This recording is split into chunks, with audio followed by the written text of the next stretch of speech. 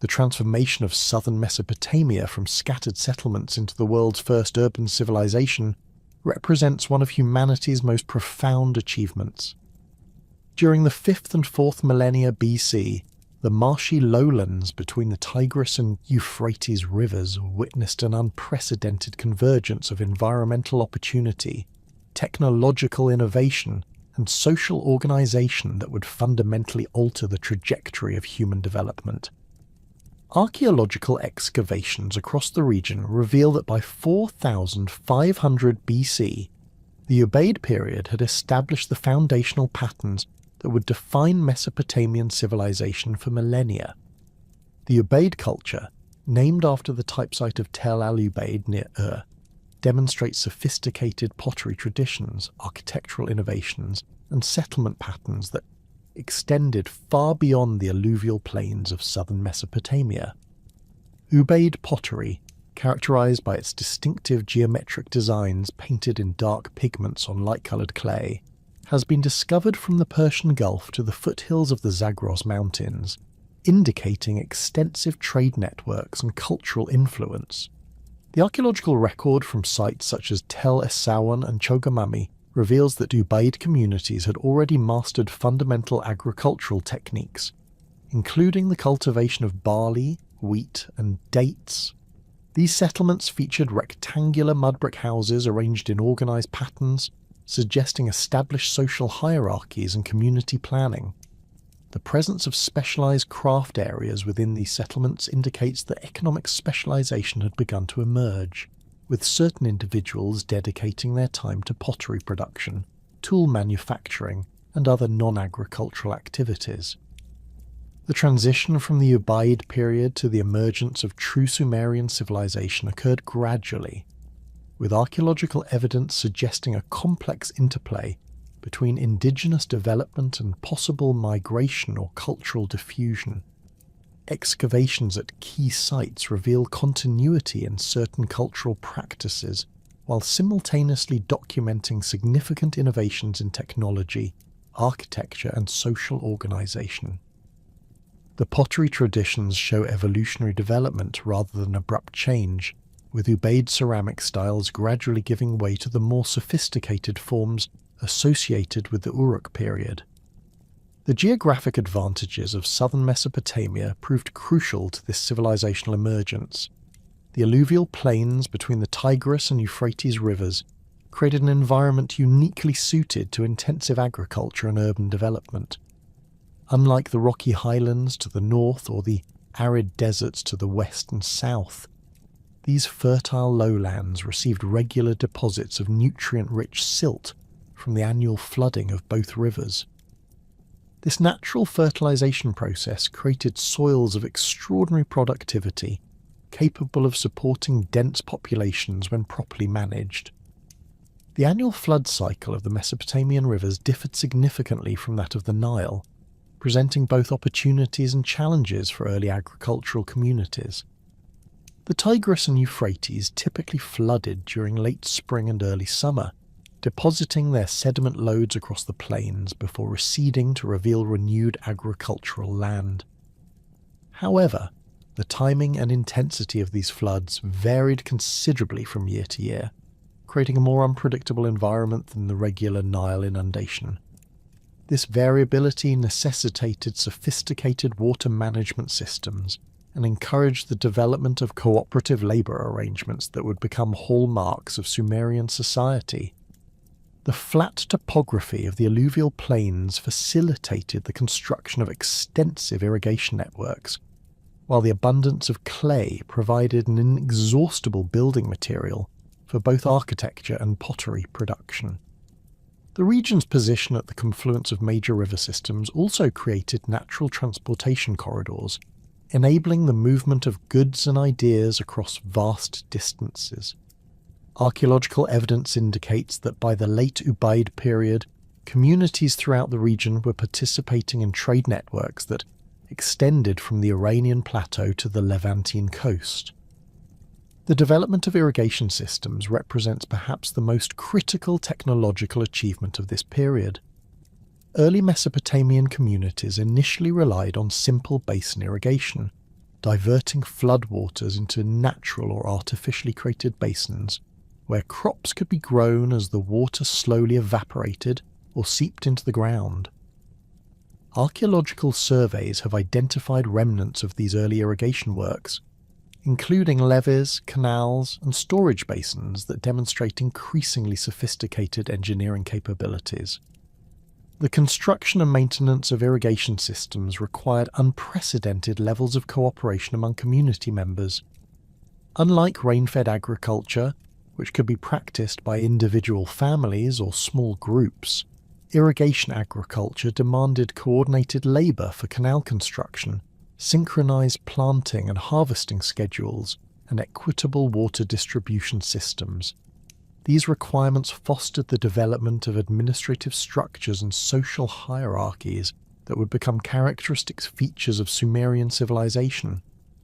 Evidence from excavated settlements reveals the gradual emergence of specialized administrative buildings and storage facilities associated with irrigation management. At sites such as Tel Abada and Tel Es-Sawan, archaeologists have uncovered large granaries and administrative complexes that suggest centralized control over agricultural production and distribution. Seal impressions found at these sites indicate that bureaucratic system for recording and managing resources had begun to develop during the late Ubaid period. The transformation from nomadic to sedentary agricultural communities accelerated dramatically during this period. While earlier Mesopotamian populations had practiced a mixed economy combining agriculture, animal husbandry and seasonal mobility, the intensive irrigation agriculture of the alluvial plains encouraged permanent settlement. Archaeological evidence shows that settlement sizes increased significantly during the Ubaid period, with some communities growing to encompass several hectares and supporting populations in the thousands. This sedentarization process involved fundamental changes in social organization, economic practices, and material culture.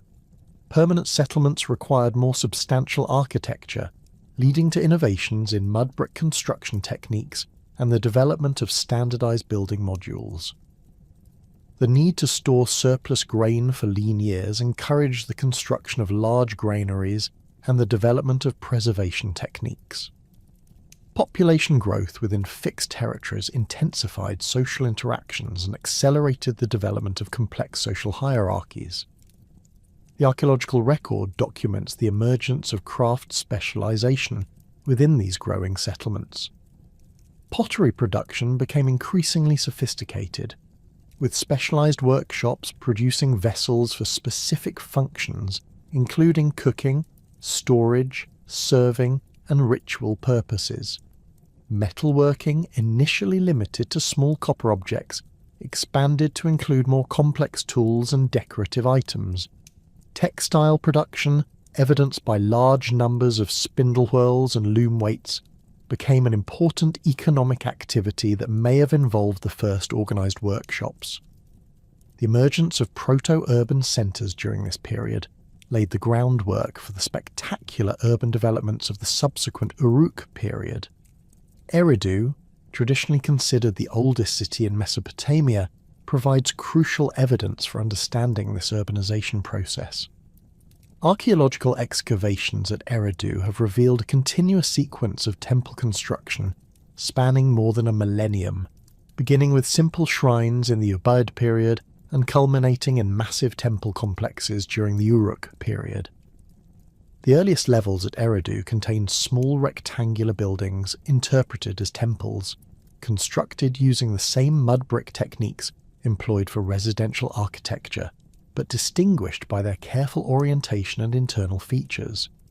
These early religious structures were repeatedly rebuilt and enlarged over successive generations, suggesting the development of organized religious practices and priestly hierarchies. The continuity of sacred space at Eridu demonstrates the importance of religious institutions in early urban development and provides evidence for the gradual emergence of the complex theological systems that would characterize Sumerian civilization. Other early settlements that would later develop into major Sumerian cities also show evidence of proto-urban characteristics during this period. Tel al-Ubaid itself reveals substantial architectural remains including large public buildings and evidence of specialized craft production. Which would become one of Sumer's most important cities, shows continuous occupation from the Ubaid period onward, with early levels containing sophisticated pottery and evidence of long-distance trade connections.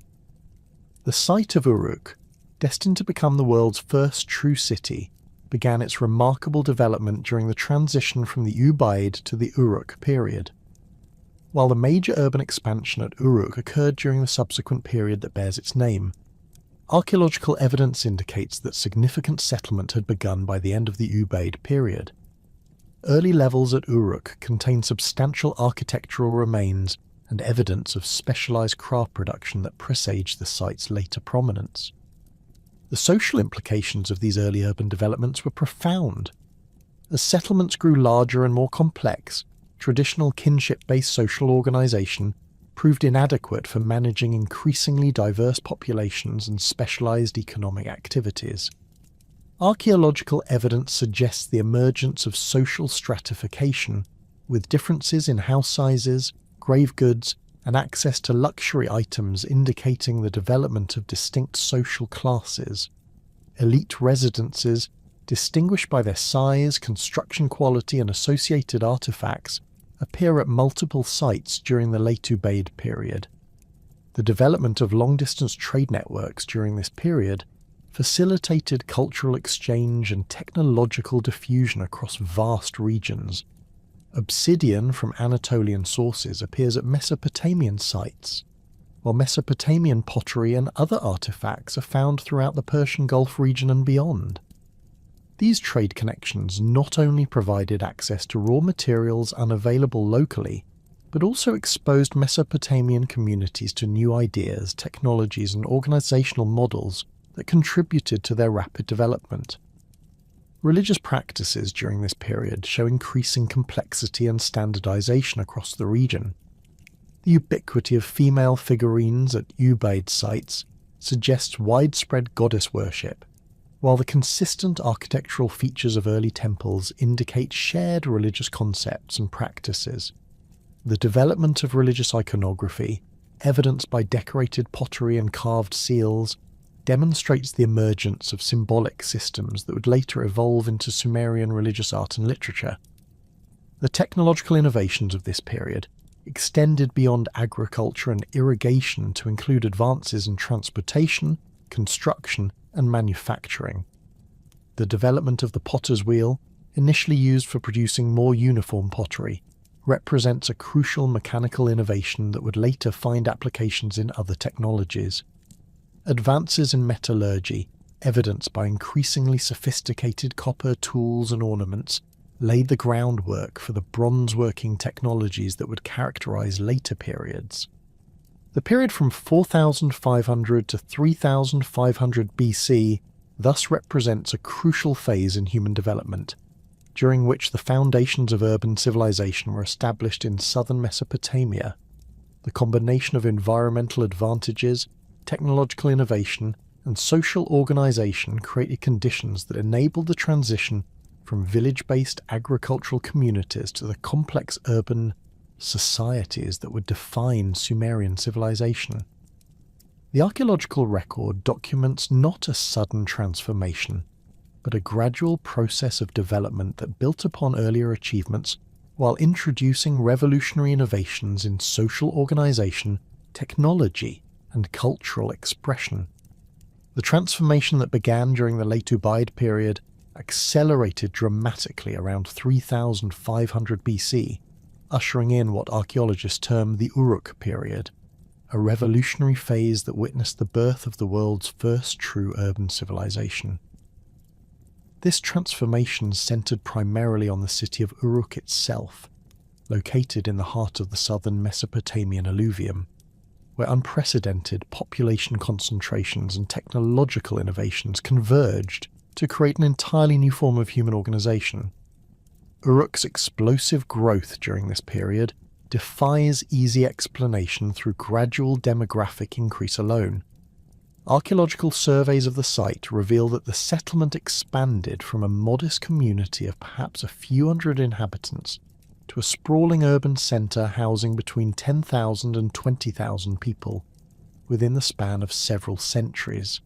This demographic explosion required fundamental reorganisation of food production, distribution systems, and social structures on a scale never before attempted in human history. The physical expansion of Uruk can be traced through successive archaeological layers that document the construction of massive public buildings, residential quarters, and industrial areas. The earliest Urus levels show evidence of planned urban development, with wide streets laid out in geometric patterns and large public spaces that could accommodate thousands of people for religious ceremonies and administrative functions. The famous White Temple complex, constructed during the late Uruk period, exemplifies the monumental architecture that characterized this urban revolution. Built atop a massive artificial platform measuring approximately 60 by 45 metres and rising 13 metres above the surrounding plain, the White Temple dominated Uruk's skyline and served as a focal point for religious and administrative activities. The temple complex itself featured sophisticated architectural innovations, including buttressed walls, elaborate drainage systems, and carefully planned interior spaces designed for specific ritual functions. The main temple chamber contained a raised platform for religious ceremonies, while surrounding rooms housed administrative offices, storage facilities, and workshops for producing ritual objects. The entire complex was constructed using millions of mud bricks, each individually moulded and fired, representing an enormous investment of labour that could only have been mobilised through sophisticated organisational systems. Surrounding the temple precinct, residential areas reveal the emergence of distinct social classes with markedly different living standards. Elite residences constructed near the temple complex featured multiple rooms arranged around central courtyards, sophisticated drainage systems, and evidence of luxury goods including imported materials and finely crafted objects. These houses typically measured between 200 and 400 square metres, with thick walls providing both structural support and insulation against the harsh Mesopotamian climate. In contrast, the residential quarters housing Uruk's working population consisted of smaller, more densely packed dwellings averaging 50 to 100 square metres. These houses followed standardised architectural plans with rectangular rooms arranged in linear patterns, reflecting the emergence of mass housing designed to accommodate large numbers of urban workers. Despite their modest size, these residences show evidence of specialised craft production, with many containing workshops for pottery manufacturing, textile production and metalworking. The social stratification evident in Uruk's architecture reflects broader changes in Mesopotamian society during this period. The emergence of distinct social classes, including priests, administrators, craftsmen, farmers, and labourers, represented a fundamental departure from the relatively egalitarian village communities of earlier periods. This stratification was not merely economic, but encompassed religious, political, and cultural dimensions that would define Mesopotamian civilization for millennia. At the apex of this social hierarchy stood the priestly class, who controlled the temple complexes that dominated urban centres throughout the region. These religious officials wielded enormous power, managing vast agricultural estates, overseeing craft production, and conducting the religious ceremonies that legitimised the social order. Archaeological evidence from temple archives reveals that priests controlled thousands of hectares of irrigated farmland, employed hundreds of specialised workers, and maintained extensive trade networks reaching across the ancient Near East. The administrative class that emerged alongside the priesthood developed sophisticated systems for managing the complex logistics of urban life. These officials, many of whom may have been drawn from priestly families, oversaw food distribution, craft production, construction projects, and trade relationships. Their activities required new forms of record-keeping that ultimately led to the invention of writing, one of humanity's most significant technological achievements. The development of specialized crafts during the Uruk period reached unprecedented levels of sophistication and organization. Archaeological excavations have revealed extensive workshop areas where skilled artisans produced pottery, textiles, metalwork and stone carvings using techniques that represented significant advances over earlier periods. The invention of the potter's wheel around 3500 BC revolutionized ceramic production, enabling craftsmen to create vessels with perfectly symmetrical forms and consistent wall thickness. This technological innovation increased production efficiency dramatically while improving the quality and standardization of pottery products. Potter's wheels discovered at Uruk and other contemporary sites consist of heavy stone discs mounted on vertical axles, allowing potters to spin clay vessels while shaping them with their hands and simple tools. The adoption of wheel-thrown pottery required specialized training and represented a significant departure from the hand-building techniques used during earlier periods. Workshop areas containing multiple potter's wheels suggest that ceramic production had become a specialized industry, employing teams of skilled craftsmen working under centralized management. The development of sailboat technology during this period transformed transportation and trade throughout Mesopotamia and beyond. Archaeological evidence from Uruk includes models and depictions of sailing vessels that represent significant advances over the simple reed boats used during earlier periods.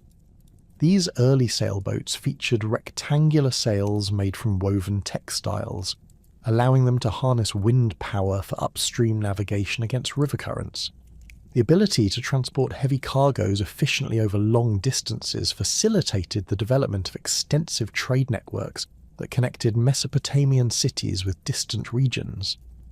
Metallurgy techniques also advanced significantly during the Uruk period, with craftsmen developing new methods for producing copper tools, weapons, and decorative objects. Archaeological excavations have uncovered sophisticated furnaces capable of reaching temperatures exceeding 1000 degrees Celsius, enabling the production of high-quality copper alloys. Metalworkers during this period mastered techniques including casting, hammering, and annealing that allowed them to create complex objects such as ceremonial weapons, jewellery, and ritual vessels. The organisation of metallurgical production reveals the emergence of specialised workshops operating under institutional control. Large quantities of copper, slag, and production debris found in specific areas of Uruk indicate that metalworking was concentrated in designated industrial zones, probably to control access to raw materials and manage the environmental hazards associated with high-temperature furnaces. The standardization of metal tools and weapons across multiple sites suggests that production followed established patterns and quality standards enforced by administrative authorities. Perhaps the most revolutionary development of the Uruk period was the creation of the world's earliest known writing system, the proto-cuneiform script that emerged around 3200 BC represented humanity's first systematic method for recording language in permanent form. This writing system, developed from earlier token-based accounting systems, used to track agricultural products and trade goods, evolving into a sophisticated method for recording complex administrative and economic information. The earliest proto-cuneiform texts, discovered in large numbers at Uruk and other contemporary sites, consist primarily of administrative records documenting transactions involving agricultural products, livestock, and manufactured goods.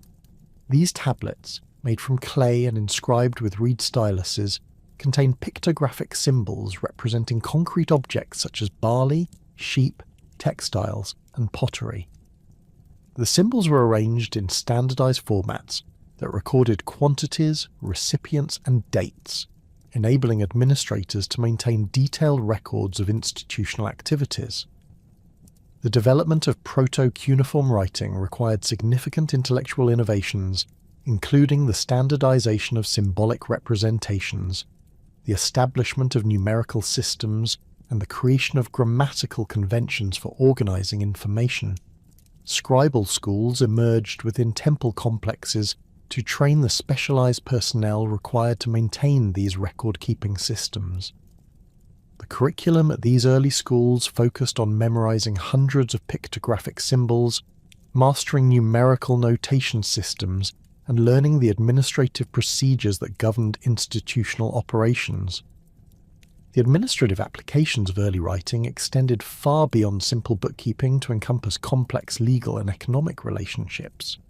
Proto-cuneiform texts document land tenure arrangements, labor contracts, and trade agreements that reveal sophisticated understanding of property rights, contractual obligations, and commercial practices. These records provide unprecedented insights into the economic foundations of early urban society, documenting the emergence of markets, wage labor, and private property ownership.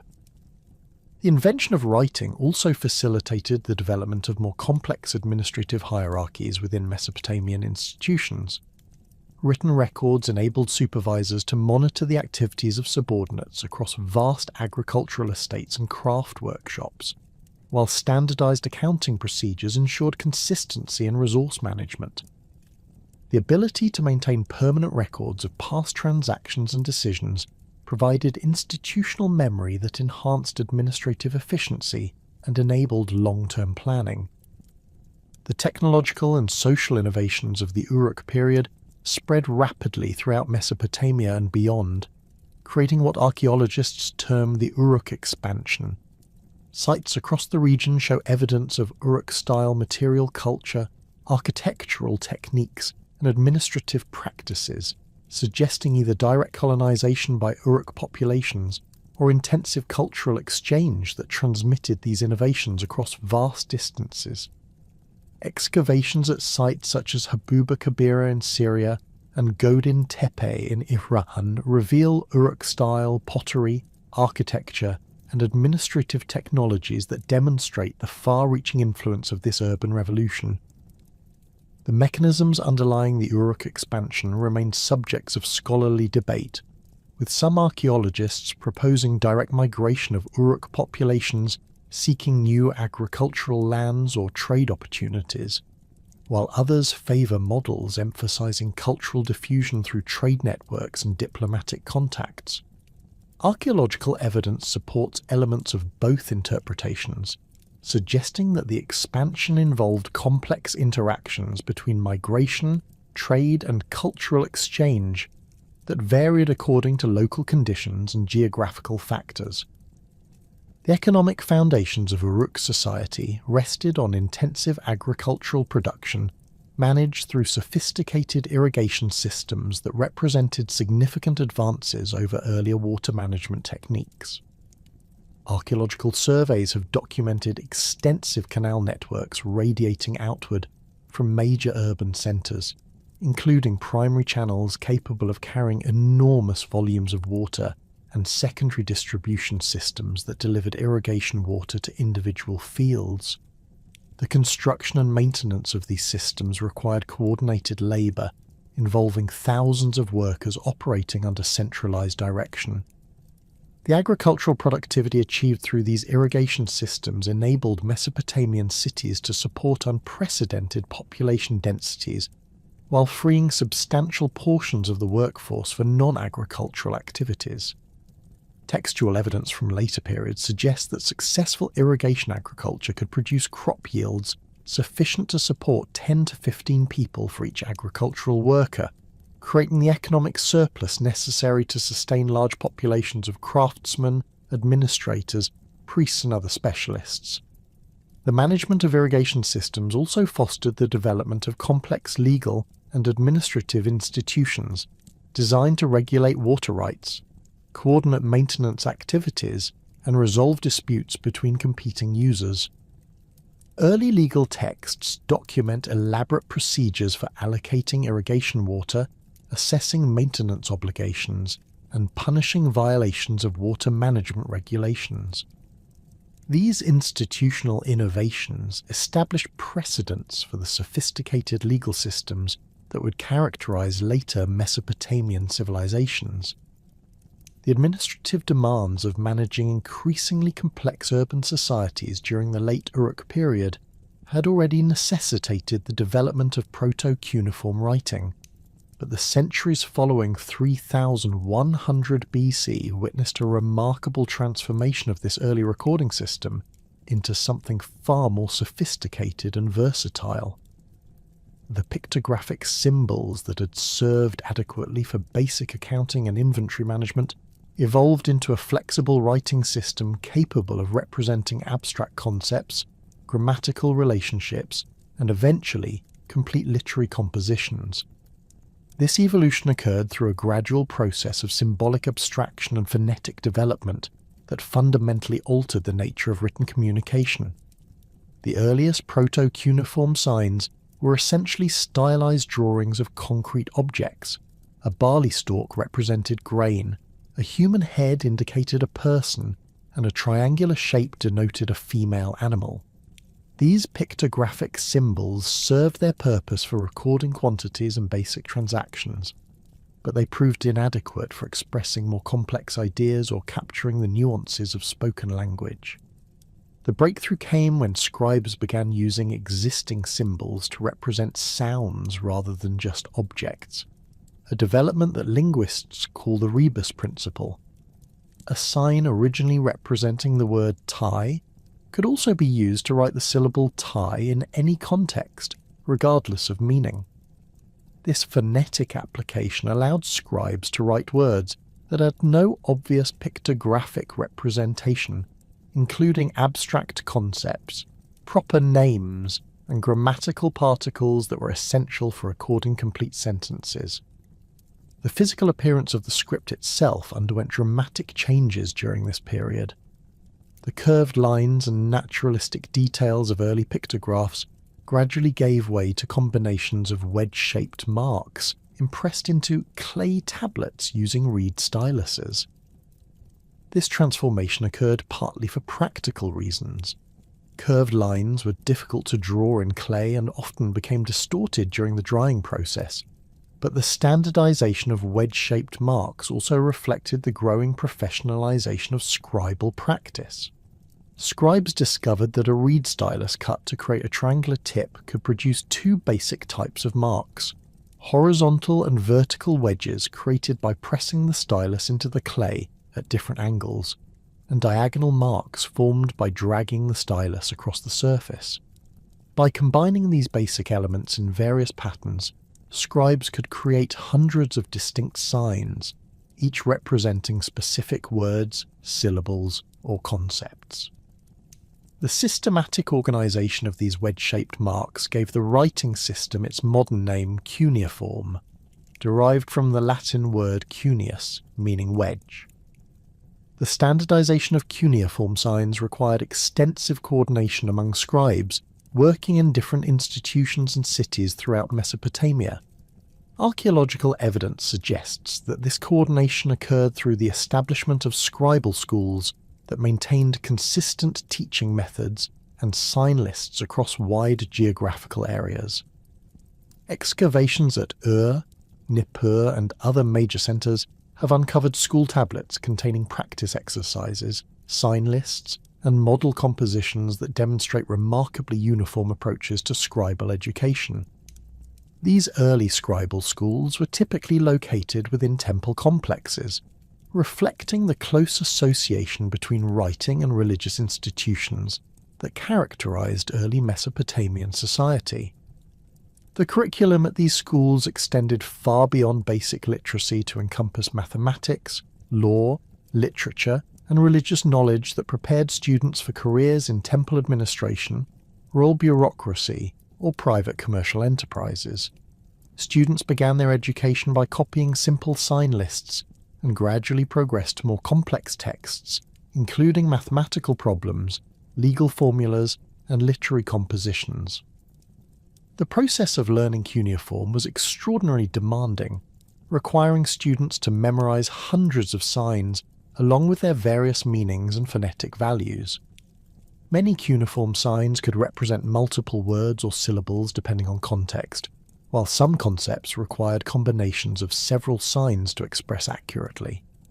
Master scribes developed sophisticated teaching methods, including mnemonic devices, practice sequences, and standardized exercises that help students navigate these complexities. Archaeological excavations at the ancient city of Nippur have revealed extensive archives of school tablets that provide detailed insights into Sumerian educational practices during this period. These tablets include student exercises showing repeated copying of sign lists, mathematical calculations, and literary excerpts marked with corrections by instructors. The progression of exercises from simple signs to complex compositions demonstrates a carefully structured curriculum designed to develop both technical proficiency and cultural knowledge. The establishment of professional scribal schools created a new social class of literate specialists who wielded considerable influence within Mesopotamian society. These scribes served not only as record keepers and administrators, but also as interpreters of law, composers of literature, and guardians of cultural traditions. Their specialized knowledge made them indispensable to rulers, merchants, and religious institutions, while their ability to read and write gave them access to information and opportunities unavailable to the illiterate majority. The expansion of cuneiform beyond basic administrative functions opened new possibilities for literary expression that had never before existed in human culture. The earliest literary compositions in cuneiform include hymns praising gods and rulers, mythological narratives explaining natural phenomena, and wisdom literature offering moral and practical guidance. These texts represent humanity's first attempts to preserve complex cultural knowledge in permanent written form, marking a revolutionary development in the transmission of ideas across generations. Religious texts formed a particularly important category of early cuneiform literature, serving both practical and spiritual functions within temple communities. Hymns and prayers written in cuneiform provided standardized liturgical texts for religious ceremonies, while mythological narratives preserved theological concepts and ritual knowledge. The famous composition known as the Kesh Temple Hymn, dating to around 2600 BC, exemplifies this early religious literature with its elaborate praise of the goddess Ninhursag and detailed descriptions of temple architecture and ritual practices. Legal documents represent another crucial development in early cuneiform literature, documenting the emergence of sophisticated legal systems that governed property rights, commercial transactions, and social relationships. These texts include contracts for land sales, marriage agreements, adoption records, and court decisions that reveal complex understanding of legal principles and procedures. The Code of Ur-Nammu, though dating to a slightly later period, builds upon legal traditions that can be traced back to these early cuneiform documents. The administrative applications of cuneiform expanded dramatically during this period to encompass virtually every aspect of institutional management. Temple archives from sites such as Gersu and Umma contain thousands of tablets documenting agricultural production, craft manufacturing, trade relationships, and personnel management with unprecedented detail. These records reveal sophisticated accounting systems that tracked resources from initial production through final distribution, enabling administrators to monitor efficiency, prevent fraud, and plan for future needs. The complexity of these administrative systems required the development of standardized formats and procedures that could be understood by scribes working in different institutions and time periods. Cuneiform tablets typically followed established conventions for organizing information, with standard formulas for dates, quantities, and participant identification. This standardization enabled the creation of comprehensive archives that could be consulted years or decades after their initial creation, providing institutional memory that enhanced administrative efficiency. The spread of cuneiform writing beyond its Sumerian origins represents one of the most significant cultural developments of the 3rd millennium BC. Neighbouring peoples, including the Akkadians, Elamites, and various groups in Syria and Anatolia, adapted the cuneiform system to write their own languages, demonstrating the script's flexibility and utility for diverse linguistic communities. This adaptation process required considerable innovation, as cuneiform had been designed specifically for Sumerian and needed modification to accommodate the grammatical structures and sound systems of other languages. The Akkadian adaptation of cuneiform, which occurred around 2500 BC, illustrates both the challenges and opportunities involved in this cross-linguistic transmission. Akkadian belonged to the Semitic language family and possessed grammatical features, including root and pattern morphology and trilateral consonant clusters that differed significantly from Sumerian structure. Akkadian scribes solved these problems by using cuneiform signs, primarily for their phonetic values, while developing new conventions for representing Semitic grammatical features. The successful adaptation of cuneiform for Akkadian opened possibilities for its use throughout the ancient Near East, as Akkadian became the lingua franca of international diplomacy and trade during the 2nd millennium BC. Archaeological discoveries at sites from Egypt to Iran have revealed cuneiform tablets, written in Akkadian, demonstrating the script's role in facilitating communication across vast cultural and linguistic boundaries. The famous Amarna letters, discovered in Egypt and dating to the 14th century BC, exemplify this international use of cuneiform for diplomatic correspondence. The technological aspects of cuneiform writing involve sophisticated understanding of clay preparation, tablet formation, and preservation techniques that enable the creation of durable records. Scribes learned to select appropriate clay types, add tempering materials to prevent cracking, and control drying conditions to ensure tablet durability. The largest tablets, used for important legal documents or literary compositions, required careful engineering to prevent structural failure during the writing and drying process. The physical act of writing cuneiform demanded considerable skill and stamina, as scribes had to maintain consistent pressure and angle while impressing hundreds of wedge-shaped marks into clay surfaces. Professional scribes developed distinctive handwriting styles that can sometimes be identified across multiple tablets, suggesting individual artistic expression within the constraints of standardized sign forms. The speed and accuracy required for professional scribal work necessitated years of practice and continuous refinement of technique. The preservation of cuneiform tablets occurred through both intentional and accidental processes that have enabled modern scholars to recover vast amounts of information about ancient Mesopotamian society. Many tablets were deliberately fired in kilns to create permanent records for important legal or religious documents, while others survived because they were accidentally baked during building fires or military destructions. The durability of fired clay tablets has made cuneiform one of the best preserved writing systems from the ancient world, with hundreds of thousands of tablets housed in museums and research institutions worldwide. The intellectual achievements represented by early cuneiform literature extend beyond mere record keeping to encompass sophisticated philosophical and literary expression. Compositions such as the Instructions of Ptahhotep and various Sumerian proverb collections demonstrate complex understanding of human nature, social relationships, and moral principles that rival the wisdom literature of any ancient civilization. These texts reveal that Mesopotamian scribes were not merely technicians, but intellectuals who used writing to explore fundamental questions about human existence and social organization. The economic implications of widespread literacy, though limited to a small percentage of the population, transformed commercial practices throughout Mesopotamia and beyond. Written contracts enabled more complex business relationships, while standardized accounting methods facilitated trade across cultural and linguistic boundaries. The development of banking and credit systems during this period depended heavily on written records that could document transactions and enforce agreements over extended time periods.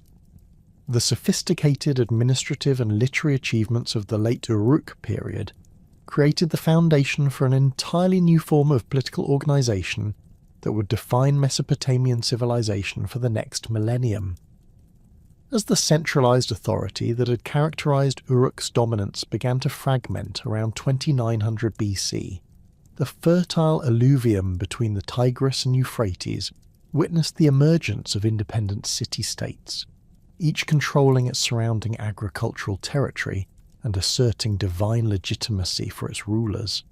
This transformation marked the beginning of the early dynastic period, during which the fundamental patterns of Mesopotamian political, religious and social organisation crystallised into forms that would endure for centuries. The archaeological record reveals that this political fragmentation occurred gradually, rather than through sudden collapse or conquest. Excavations at major urban centres show continuous occupation and development throughout the transition from the Uruk to early dynastic periods, suggesting that the emergence of independent city-states represented an evolution of existing political structures rather than their destruction. The massive public works projects and monumental architecture that characterise this period indicate that these newly independent cities commanded substantial resources and maintained sophisticated administrative capabilities.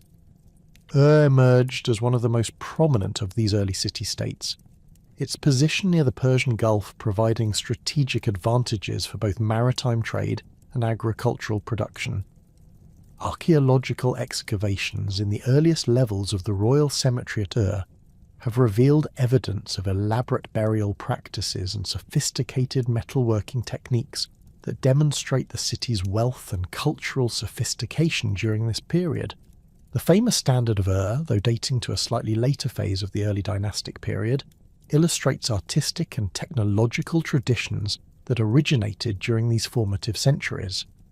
The urban layout of early dynastic reveals careful planning designed to accommodate both religious and administrative functions, while managing the practical challenges of housing a large population.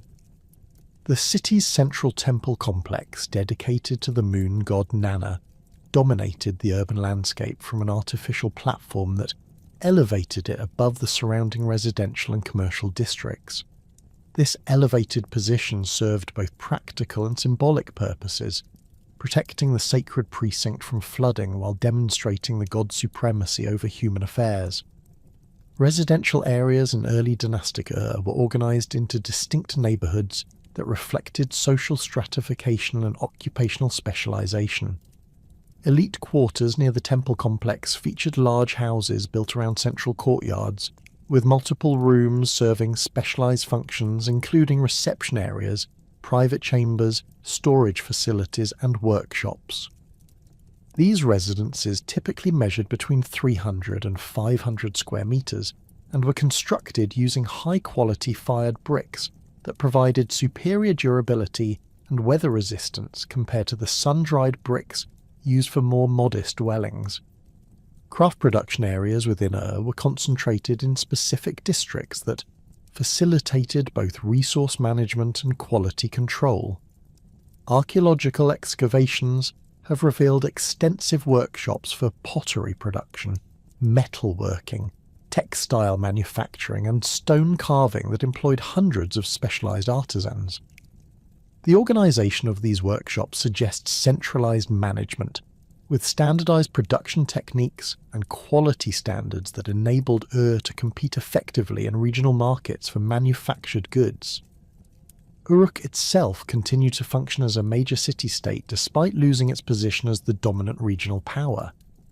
The city's extensive agricultural hinterland and established trade networks enabled it to maintain prosperity while adapting to the new political landscape of competing city-states.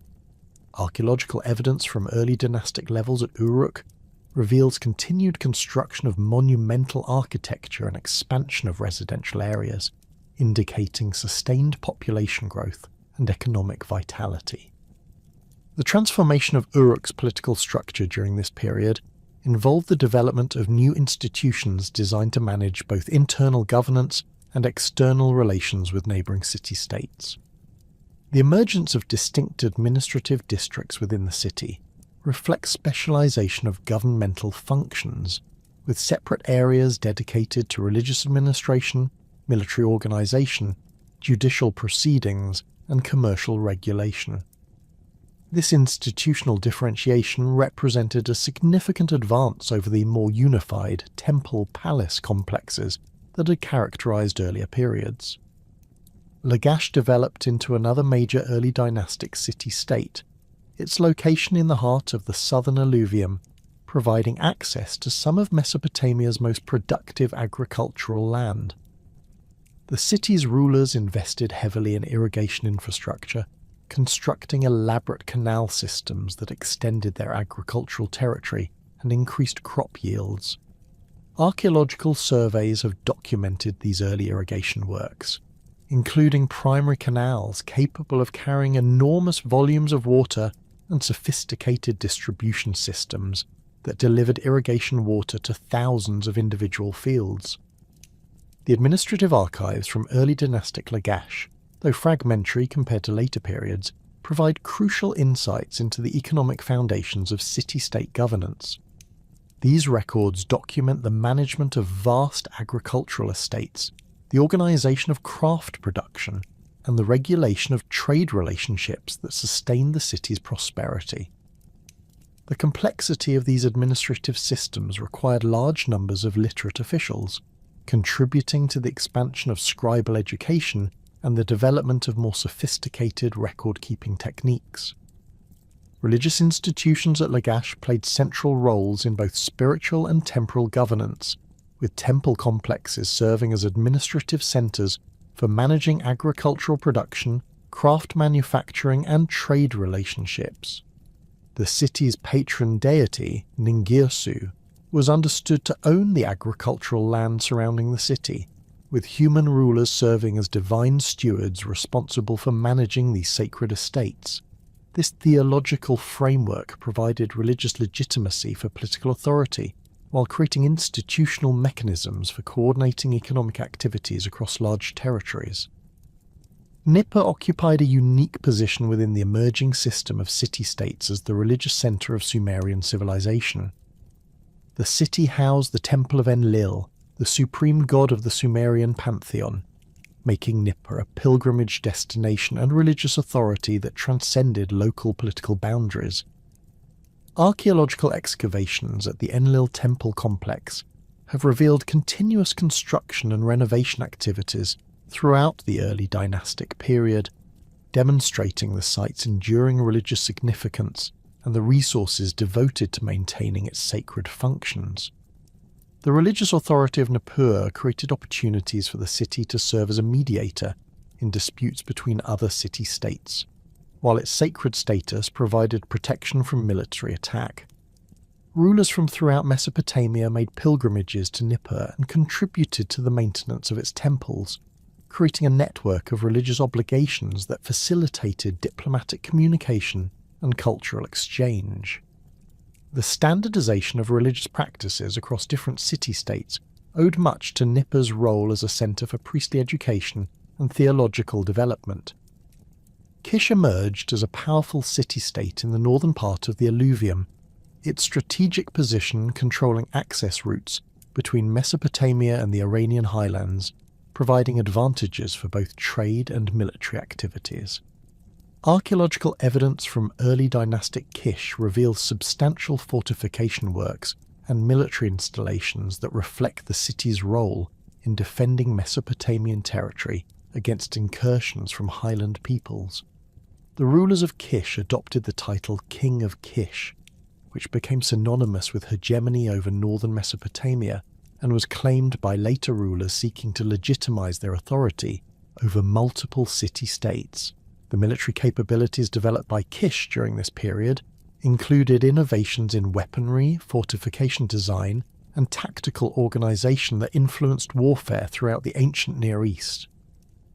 Archaeological excavations have uncovered workshops for producing bronze weapons, including spearheads, axe blades, and arrowheads that demonstrate advanced metallurgical techniques. The standardization of weapon design suggests organized military production under centralized control, enabling Kish to equip large armies with uniform, high-quality equipment. The concept of divine kingship that emerged during the early dynastic period represented a fundamental transformation in political ideology that reconciled human authority with religious belief systems. This development involved the creation of new royal titles and ceremonial practices that distinguished rulers from ordinary mortals while maintaining their accountability to divine powers. The evolution of kingship ideology can be traced through royal inscriptions, artistic representations, and architectural projects that demonstrate increasingly sophisticated understanding of political legitimacy and religious authority. The title Ensi originally designated a temple administrator or high priest responsible for managing divine estates and conducting religious ceremonies. During the early dynastic period, this title evolved to encompass broader governmental responsibilities, with Ensi rulers serving as both religious leaders and political administrators for their city-states. The Ensi maintained direct responsibility to the patron deity of their city, receiving divine authority through elaborate installation ceremonies that confirmed their legitimacy and defined their obligations. Archaeological evidence for Ensi installation ceremonies includes specialized ritual objects, ceremonial architecture, and artistic representations that reveal the complexity of these religious and political events. The famous Warka vase from Uruk, though predating the early dynastic period, illustrates ceremonial traditions that continue to influence royal installation practices. These ceremonies typically involved ritual purification, divine investiture, and public proclamation of the new ruler's authority, creating powerful symbolic associations between human leadership and divine approval. The title Lugal, meaning great man, emerged during this period to designate military leaders who achieved authority through successful warfare rather than religious appointment. Lugal rulers typically gained power during periods of external threat or internal conflict, when military leadership became more important than religious administration. The tension between Ensi and Lugal authority created dynamic political situations in which religious and military leaders competed for control while seeking to maintain legitimacy within established cultural frameworks. The relationship between Ensi and Lugal authority varied significantly among different city-states and historical periods, with some rulers successfully combining both titles while others faced challenges from competing claimants. Archaeological evidence suggests that successful rulers often invested heavily in both religious and military institutions, constructing temples to demonstrate piety while building fortifications to display strength. The balance between these different sources of authority became a central theme in Mesopotamian political development throughout the early dynastic period. The construction of the first true ziggurats during this period represented both architectural innovation and religious evolution that would define Mesopotamian sacred architecture for millennia. These massive step towers evolved from the elevated temple platforms of earlier periods, but achieved unprecedented scale and architectural sophistication. The White Temple at Uruk, built during the late Uruk period, provided a prototype for ziggurat development, but early dynastic architects expanded upon this foundation to create even more impressive structures. The ziggurat at Ur, though rebuilt multiple times during later periods, originated during the early dynastic period as a stepped platform supporting the temple of the moon god Nana. Archaeological excavations have revealed the foundations of this early structure, demonstrating construction techniques that required precise engineering and enormous labour investments.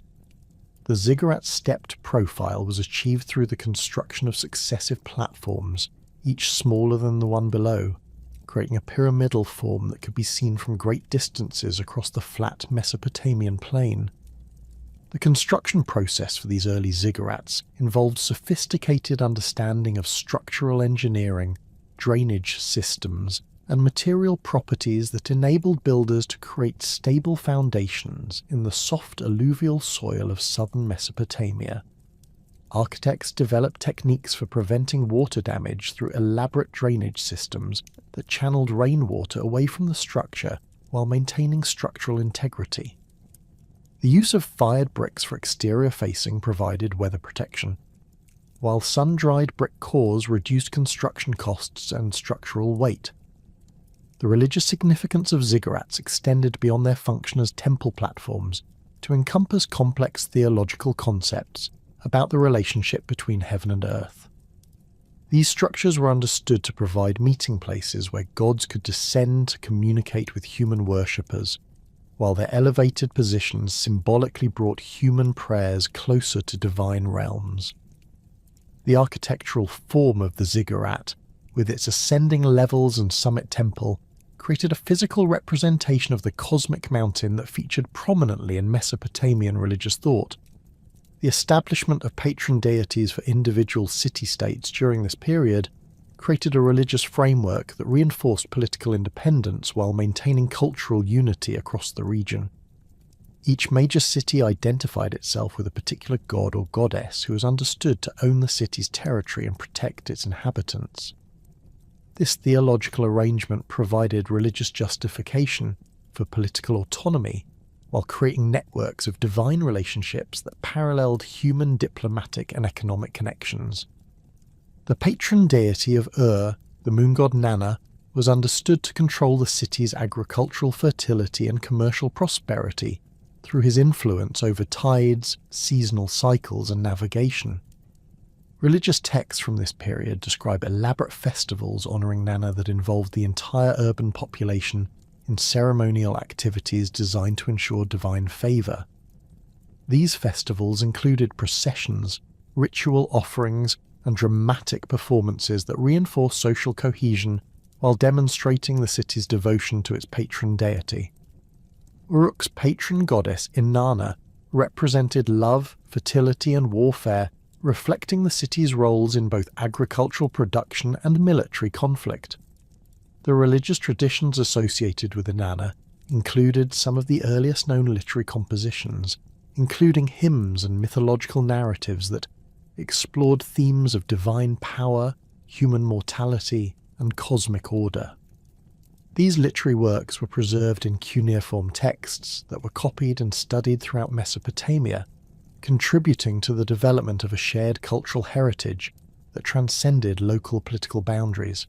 The codification of Sumerian religious practices during this period involved the standardization of ritual procedures, theological concepts, and ceremonial calendars that created consistency across different city-states while accommodating local variations. This process required extensive coordination among priestly establishments and contributed to the development of religious literature that preserved traditional knowledge in written form.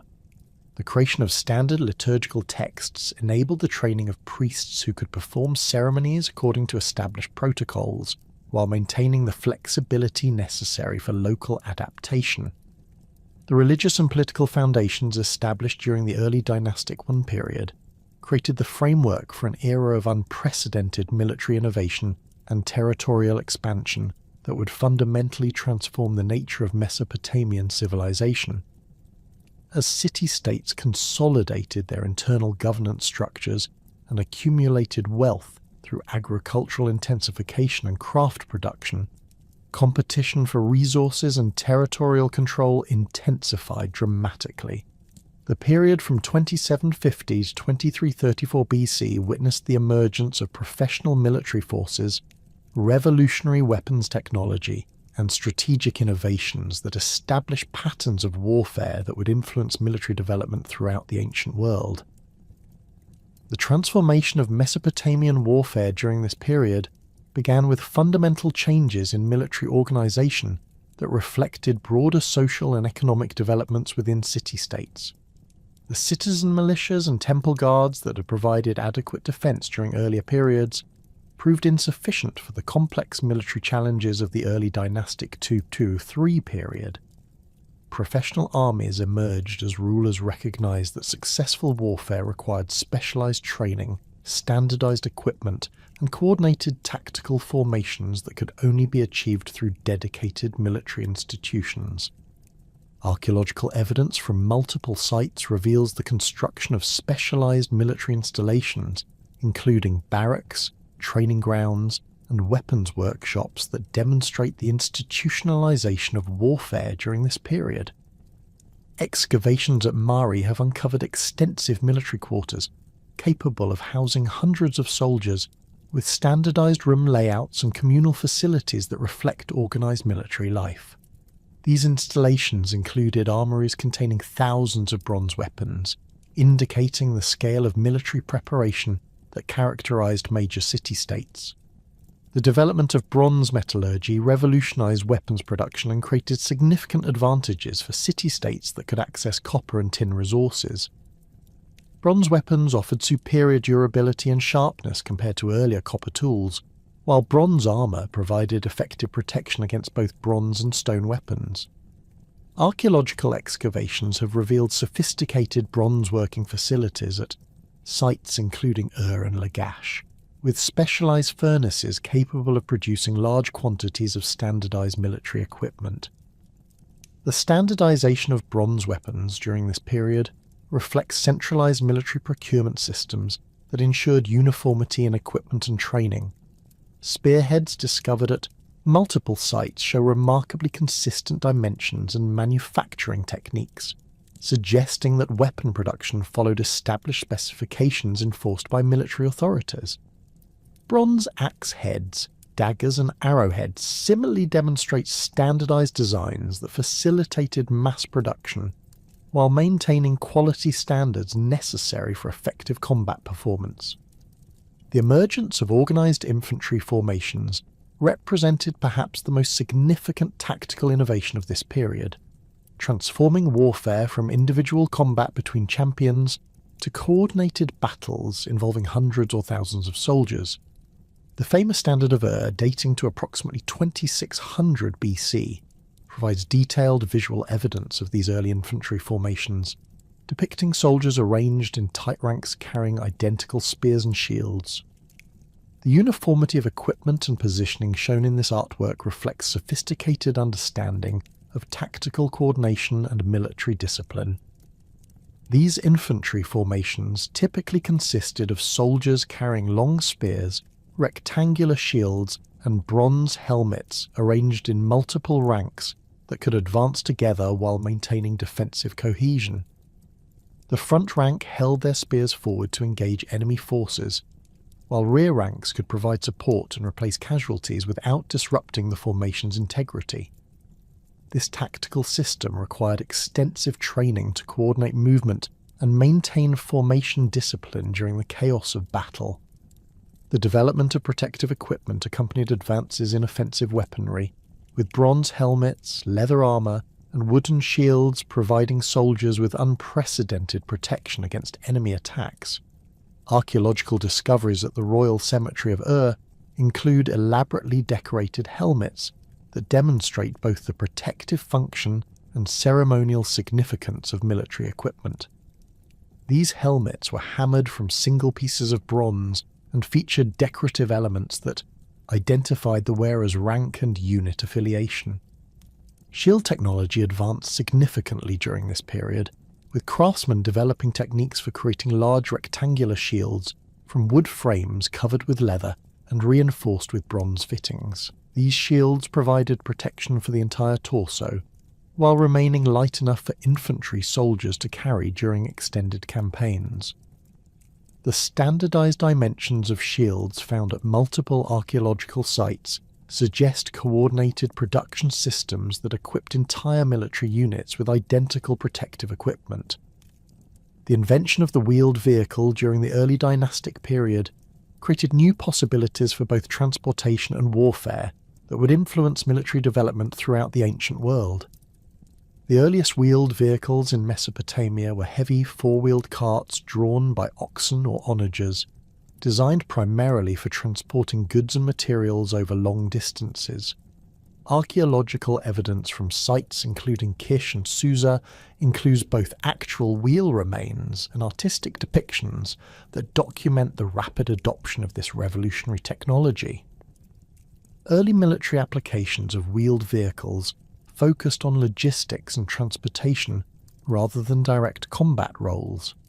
These heavy carts could carry supplies, weapons, and equipment that enabled armies to campaign far from their home territories while maintaining adequate provisioning.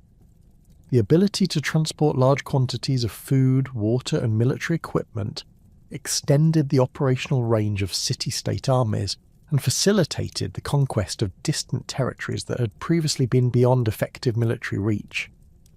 The development of lighter, faster-wheeled vehicles led to the creation of the first war chariots, though these early vehicles differed significantly from the horse-drawn chariots that would dominate later periods.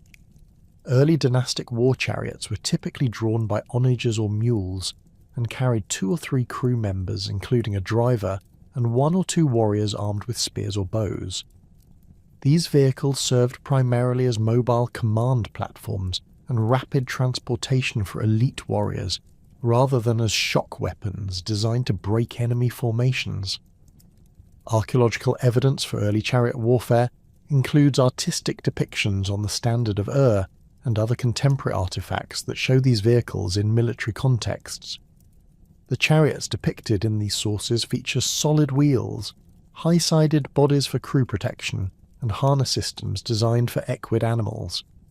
The tactical role of these early chariots appears to have involved reconnaissance, pursuit of fleeing enemies, and transportation of commanders who could observe battlefield conditions and direct troop movements. The reign of Ea-Natum of Lagash around 2450 BC exemplifies the military innovations and territorial ambitions that characterized the early dynastic III period. Ea-Natum's military campaigns, documented through both archaeological evidence and cuneiform inscriptions, demonstrate sophisticated strategic planning and tactical execution that enabled Lagash to establish hegemony over much of southern Mesopotamia. His conflicts with the neighbouring city-state of Umar provide detailed insights into the nature of intercity warfare during this period. The territorial dispute between Lagash and Umma originated in competing claims over agricultural land in the fertile region between the two cities. Both city-states had invested heavily in irrigation infrastructure that extended their cultivated territories, creating overlapping claims that could only be resolved through negotiation or warfare. Archaeological surveys of the disputed region reveal extensive canal systems constructed by both cities, along with fortified settlements designed to control access to water resources and agricultural land. Ea-Natum's military campaigns against Umma involved coordinated operations that combined infantry assaults, siege warfare, and diplomatic pressure to achieve decisive victory. Cuneiform inscriptions describe his army's composition, including professional infantry units, chariot forces, and auxiliary troops drawn from allied city-states. The scale of these military operations required sophisticated logistical planning to coordinate the movement and supply of thousands of soldiers across distances of hundreds of kilometres. The Stele of the Vultures, erected by Ea-Natum to commemorate his victory over Umma, represents one of the earliest known examples of military propaganda and provides unprecedented detail about early dynastic warfare. This massive limestone monument, measuring over 1.8 metres in height, features elaborate carved reliefs depicting both divine and human aspects of Ea-Natum's military success. The artistic program of the stele demonstrates sophisticated understanding of visual narrative and political messaging designed to legitimize Ea-Natum's conquests while intimidating potential enemies. The divine side of the Stele of the Vultures shows Lagash's patron deity Ningirsu, holding a net containing captured enemies, emphasizing the religious justification for Ea-Natum's military campaigns. This imagery reinforces the theological framework that understood warfare as divine judgment executed through human agents.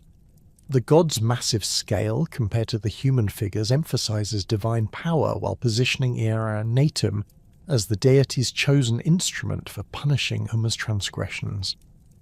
The human side of the stele provides detailed documentation of early dynastic military equipment and tactical formations that supplements archaeological evidence from weapons and armour discoveries. The carved reliefs show infantry soldiers arranged in tight phalanx formations, carrying long spears and large rectangular shields that protect their entire bodies. The uniformity of equipment and positioning demonstrates the disciplined military organization that enabled Lagash to achieve decisive victory over its enemies. The artistic technique employed on the stelae of the vultures reveals sophisticated understanding of visual composition and narrative structure that influenced Mesopotamian art for centuries. The relief carvings use overlapping figures to suggest depth and movement, while hierarchical scaling emphasizes the relative importance of different participants. The integration of cuneiform inscriptions with visual imagery creates a comprehensive historical record that serves both documentary and propagandistic functions. The military innovations documented on the stelae of the vultures include the use of siege equipment for attacking fortified positions, demonstrating that early dynastic warfare had evolved beyond simple field battles to encompass complex operations against defended settlements. The relief carvings show soldiers using scaling ladders, battering rams and protective shelters during siege operations, indicating sophisticated understanding of siege warfare techniques that would be further developed during later periods. The territorial expansion achieved by Ian Natum extended Lagash's control far beyond its original city-state boundaries to encompass much of southern Mesopotamia and portions of neighbouring regions. Cuneiform inscriptions document his conquests of cities including Ur, Uruk, Kish, and Akshak, creating a territorial empire that prefigured later Mesopotamian imperial formations. The administration of these conquered territories required new governmental institutions and administrative techniques that influenced political development throughout the region.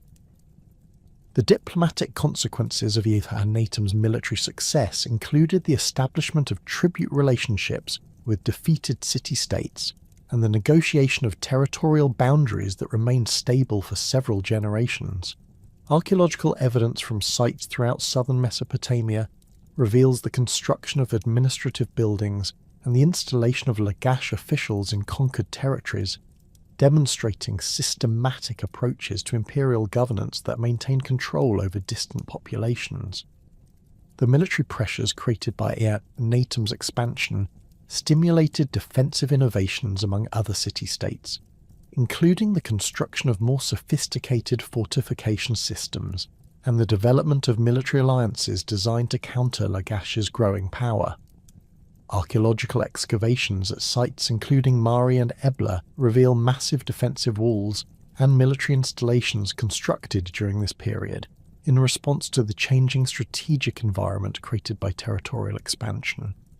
The emergence of formal diplomatic practices during the early Dynastic III period reflected the need for systematic approaches to managing relationships between increasingly powerful and militarily capable city-states.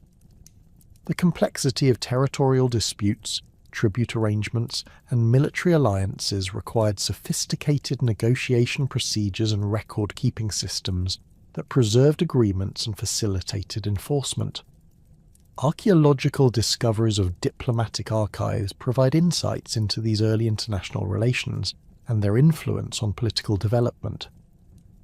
The earliest known peace treaties from this period document elaborate procedures for establishing boundaries, regulating trade relationships, and managing disputes between city-states. These agreements typically involved religious oaths sworn before patron deities, creating divine guarantees for treaty compliance that supplemented human enforcement mechanisms.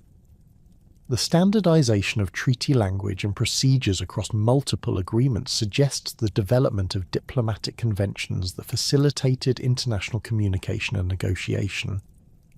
The famous boundary agreement between Lagash and Noma, negotiated after Ian Natum's military victory, exemplifies these early diplomatic practices and their integration with religious and legal traditions. This treaty established precise territorial boundaries marked by stone monuments and irrigation channels, while creating procedures for managing shared water resources and resolving future disputes. The religious framework of the agreement invoked divine punishment for treaty violations, creating supernatural enforcement mechanisms that supplemented human monitoring and enforcement. The development of standardized diplomatic language during this period facilitated communication between city-states that spoke different languages or dialects, contributing to the emergence of Akkadian as a lingua franca for international relations. Diplomatic archives from multiple sites reveal the use of similar formulaic expressions and legal concepts across different linguistic communities, suggesting coordinated development of international legal traditions that transcended local political boundaries. The military innovations and territorial expansions of the early dynastic III period created unprecedented wealth and cultural exchange that fostered remarkable achievements in literature, artistic expression, and technological development. The concentration of resources in major city-states, combined with the need to document complex administrative and diplomatic relationships, provided both the means and motivation for cultural innovations that would influence human civilization for millennia. Professional scribes, supported by temple and palace institutions, began experimenting with cuneiform writing beyond its original administrative functions, creating humanity's first known literary compositions that explored themes of heroism, divine intervention, and human mortality. The earliest literary works emerged from the practical needs of religious institutions and royal courts, but quickly evolved into sophisticated narrative compositions that demonstrated remarkable artistic sophistication. Temple scribes initially composed hymns and prayers for specific religious ceremonies, but these functional texts gradually incorporated complex mythological narratives and poetic techniques that transformed simple liturgical formulas into elaborate literary works.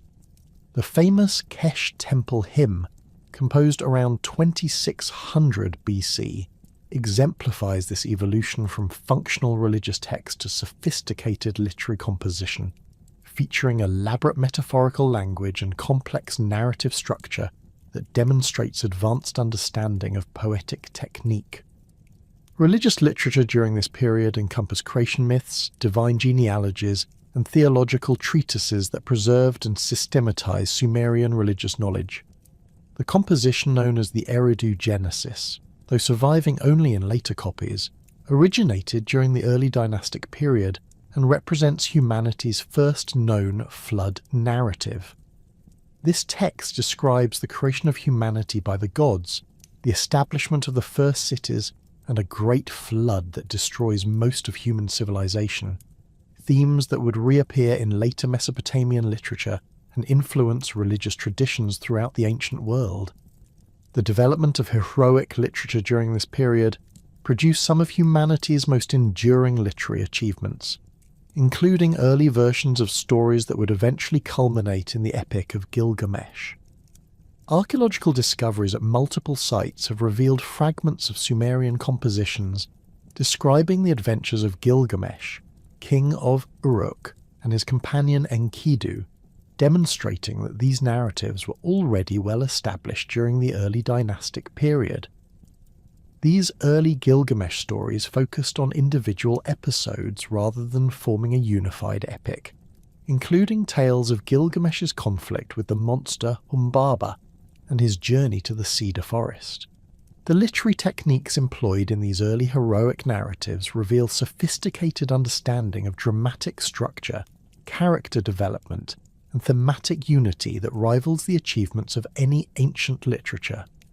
Scribes developed complex poetic meters and parallelistic structures that enhanced the oral performance of these texts, while creating memorable patterns that aided memorization and transmission. The use of epithets, repeated phrases, and formulaic expressions created a distinctive literary style that influenced Mesopotamian poetry for centuries, while facilitating the training of performers who could recite these lengthy compositions from memory. The preservation of literary texts required systematic copying and archival procedures that created the world's first libraries and literary traditions. Temple complexes at major cities maintained extensive collections of literary tablets that were regularly copied by student scribes as part of their educational training. archaeological excavations at Nippur have revealed thousands of literary tablets spanning several centuries, demonstrating continuous traditions of textual preservation and transmission that maintained literary works across multiple generations. The standardization of literary language during this period involved the development of a classical form of Sumerian that differed significantly from contemporary spoken dialects, creating a prestigious literary register that enhanced the authority and permanence of written compositions. This literary Sumerian incorporated archaic vocabulary, complex grammatical structures, and specialized terminology that required extensive education to master, contributing to the professional specialization of scribal classes and the development of literary canons that defined cultural sophistication. Artistic achievements during the early dynastic period encompassed revolutionary innovations in sculpture, relief carving, and decorative arts that established aesthetic principles and technical standards that would influence Mesopotamian art for millennia. The development of sophisticated stone carving techniques enabled artists to create monumental sculptures and architectural decorations that demonstrated unprecedented technical skill and artistic vision. The famous votive statues from the square temple at Eshnunna, dating to around 2700 BC, exemplify the distinctive Sumerian sculptural style, with their enlarged eyes, clasped hands, and geometric treatment of facial features and clothing.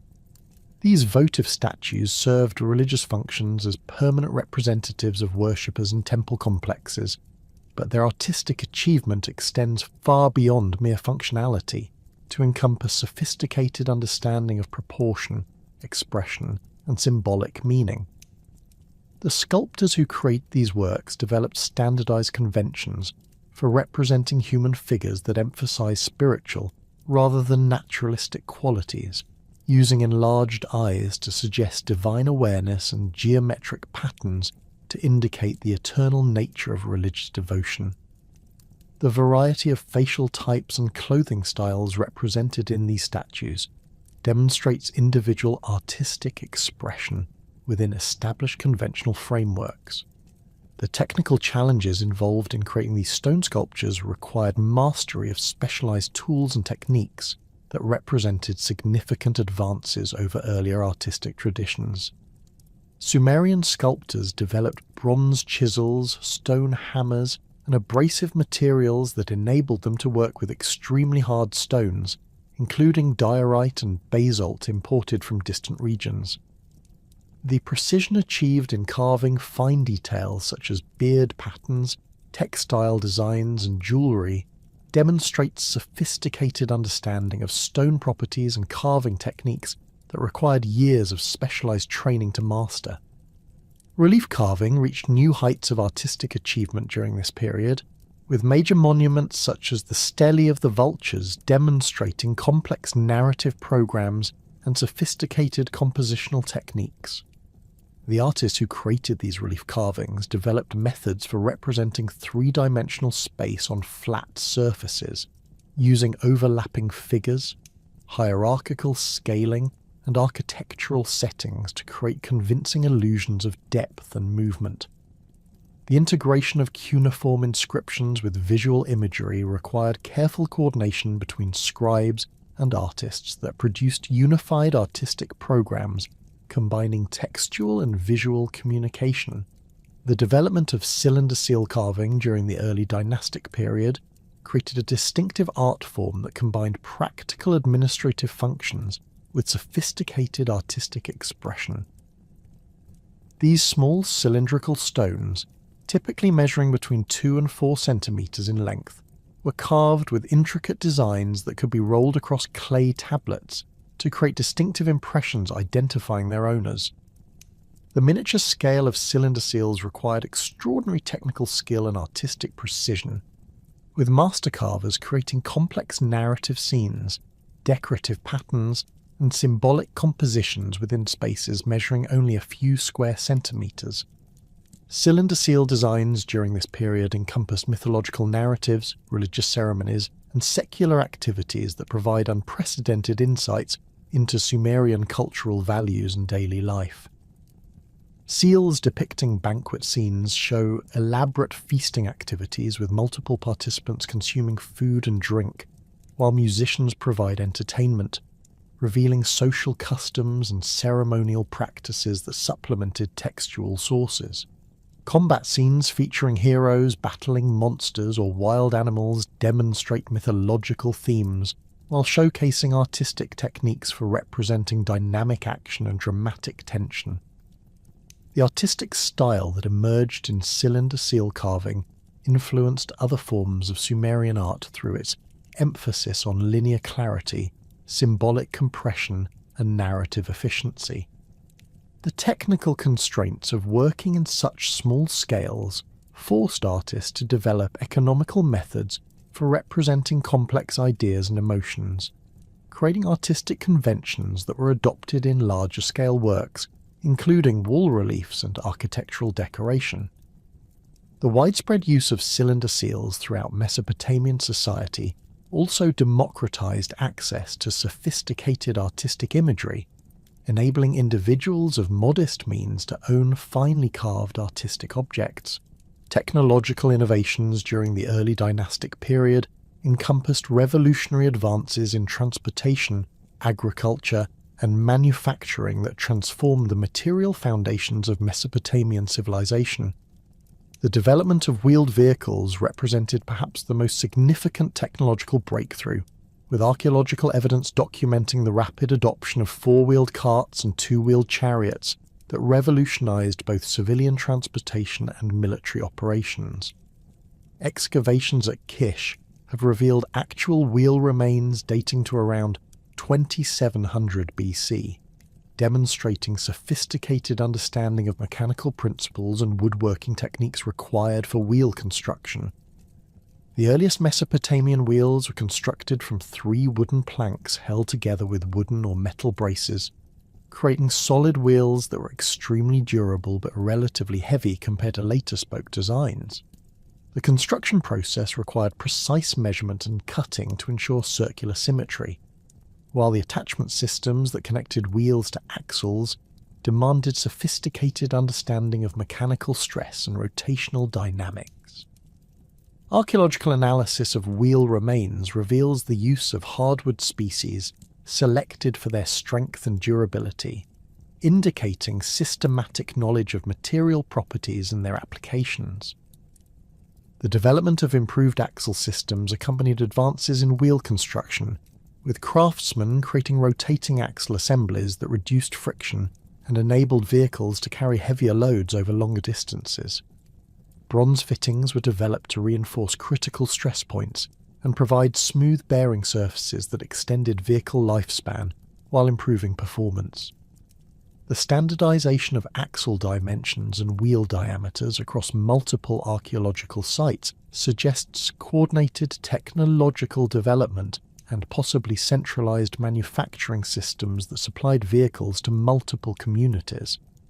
Sailboat technology advanced dramatically during this period, with innovations in hull design, rigging systems, and navigation techniques that enabled Mesopotamian merchants to conduct trade across vast distances, including maritime routes in the Persian Gulf and overland connections reaching the Indus Valley and Anatolia. Archaeological discoveries at include model boats that demonstrate sophisticated understanding of hydrodynamic principles and sail configuration, featuring deep keels for stability and efficient sail plans that maximized wind power while maintaining maneuverability. The construction techniques employed in early dynastic boat building involved sophisticated joinery methods and waterproofing systems that created vessels capable of carrying substantial cargoes across open water.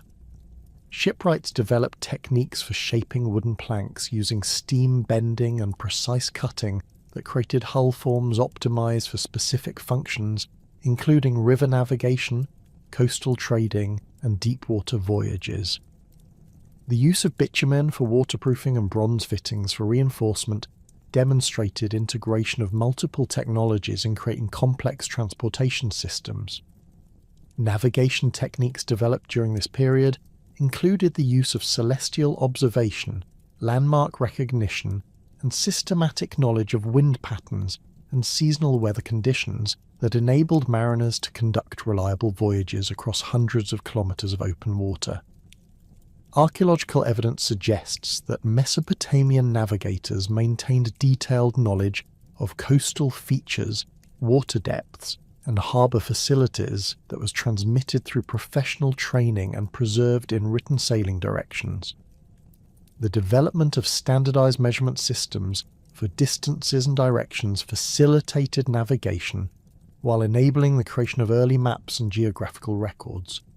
Agricultural technology during the early dynastic period encompassed revolutionary improvements in ploughing techniques, irrigation systems, and crop processing that dramatically increased agricultural productivity and enabled the support of larger urban populations. The development of the wheeled plough represented a crucial innovation that reduced the labour required for field preparation while improving soil cultivation quality. Archaeological discoveries include bronze ploughshares and wooden plough components that demonstrate sophisticated understanding of soil dynamics and the mechanical principles required for efficient cultivation. The wheeled plough system typically consisted of a wooden beam supporting a bronze ploughshare, with wheels that controlled ploughing depth and reduced the physical effort required from draft animals. This design enabled farmers to cultivate larger areas more efficiently while achieving more consistent furrow depths that improved seed placement and crop yields. The standardization of plough components across multiple sites suggests organized production and distribution systems that made improved agricultural technology available to farming communities throughout the region. Irrigation technology advanced significantly during this period, with the development of sophisticated water management systems that included primary distribution canals, secondary delivery channels, and drainage systems that prevented waterlogging and soil salinization. Archaeological surveys have documented extensive canal networks that demonstrate advanced engineering capabilities, including gradient calculation, flow control, and maintenance procedures that sustained agricultural productivity over centuries. The construction of these systems required coordinated labour involving thousands of workers and sophisticated organisational capabilities that integrated technical knowledge with administrative management. Mathematical achievements during the early dynastic period included the development of the sexagesimal number system that remains in use today for measuring time and angles. This base 60 system emerged from practical needs for astronomical observation and geometric calculation, but its mathematical properties proved superior to decimal systems for many applications, including fraction calculation and geometric measurement. Cuneiform tablets from this period document sophisticated mathematical procedures, including area calculation, volume measurement, and proportional relationships that demonstrate advanced understanding of mathematical principles. The sexagesimal system's advantages included its large number of factors, which made fraction calculations more manageable than in base 10 systems, and its compatibility with astronomical observations based on the approximate 360-day year. Mesopotamian mathematicians developed standardized procedures for multiplication, division, and square root calculation using sexagesimal notation, creating mathematical tables and reference works that were copied and used for centuries. The integration of mathematical knowledge with practical applications in architecture, engineering, and commerce demonstrated the sophisticated intellectual achievements of Sumerian civilization. The astronomical observations and mathematical innovations that had flourished in Sumerian temple complexes during the early dynastic period continued to develop even as the political landscape of Mesopotamia underwent its most dramatic transformation since the emergence of urban civilization itself. Around 2334 BC, a Semitic-speaking people from the northern regions of Mesopotamia began a series of military campaigns that would fundamentally alter the balance of power in the ancient Near East and mark the end of independent Sumerian city-states. This transformation was not merely a change of rulers, but represented the world's first successful attempt to create a multi-ethnic empire that would endure for nearly 2 centuries. The origins of Akkadian power lay in the gradual demographic and cultural changes that had been occurring in northern Mesopotamia throughout the early dynastic period. Semitic-speaking populations, who had been present in the region since at least 2800 BC, had initially coexisted with Sumerian communities as traders, craftsmen, and agricultural workers. Archaeological evidence from sites such as Meroe and Tel Beidar reveals increasing Semitic influence in material culture, religious practices, and administrative systems during the centuries preceding the Akkadian conquest. These populations had gradually adopted Sumerian urban organization, cuneiform writing, and religious traditions, while maintaining their distinct linguistic and cultural identity. The political fragmentation that characterized the late early dynastic period created opportunities for ambitious leaders to exploit the weaknesses of the traditional city-state system. Constant warfare between Sumerian cities had exhausted their military resources and disrupted the agricultural production that sustained urban populations.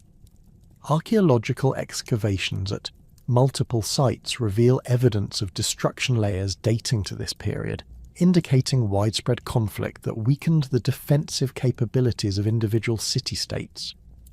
The tribute relationships and territorial disputes that had dominated intercity politics created resentments and instabilities that could be exploited by external powers. Sargon of Akkad emerged from this chaotic environment as one of history's most successful military commanders and political innovators.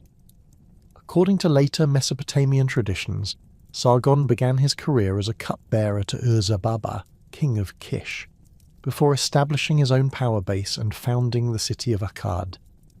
The location of Akkad itself remains archaeologically elusive, though textual evidence suggests it was situated in the northern alluvium, where it could control both riverine transportation and overland trade routes connecting Mesopotamia with Syria and Anatolia. Sargon's military innovations built upon the tactical and technological developments of the early dynastic period, while introducing new strategic concepts that proved devastatingly effective against traditional Sumerian warfare. His armies combined the disciplined infantry formations that had characterized earlier Mesopotamian warfare with more flexible tactical units that could adapt to different battlefield conditions and enemy formations. Archaeological evidence from sites associated with early Akkadian military activity reveals standardized bronze weapons and protective equipment that demonstrate centralized production and distribution systems capable of equipping large professional armies.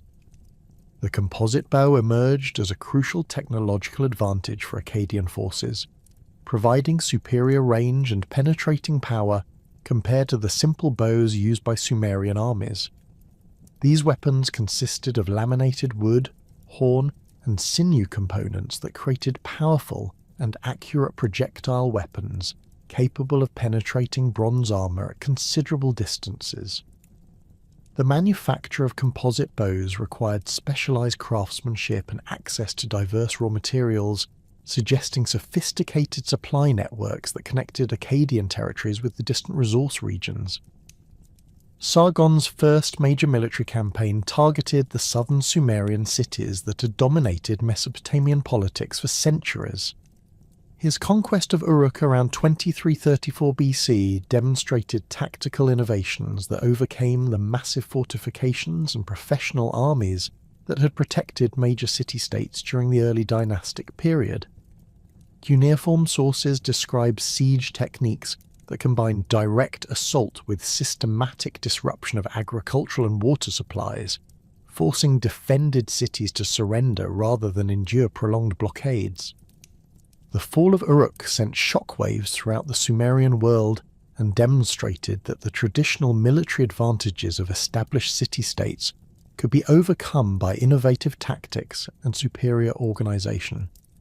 Archaeological evidence from Uruk's destruction levels reveals extensive burning and deliberate demolition of major buildings, indicating systematic conquest rather than mere raiding or tribute collection. However, the subsequent rebuilding activities suggest that Sargon pursued policies of reconstruction and integration rather than simple exploitation of conquered territories. Sargon's conquest of Ur proved equally decisive and demonstrated his ability to adapt military tactics to different geographical and defensive conditions. Ur's position near the Persian Gulf and its extensive maritime trade connections required different strategic approaches than the riverine cities of central Mesopotamia. Archaeological excavations reveal that Akkadian forces successfully breached Ur's massive defensive walls and captured the city's temple complexes, but the subsequent occupation levels show continuity in religious practices and administrative systems that indicate policies of cultural accommodation rather than wholesale replacement. The subjugation of Lagash represented perhaps Sargon's most significant military achievement, given that city's long tradition of military success and territorial expansion during the early dynastic period.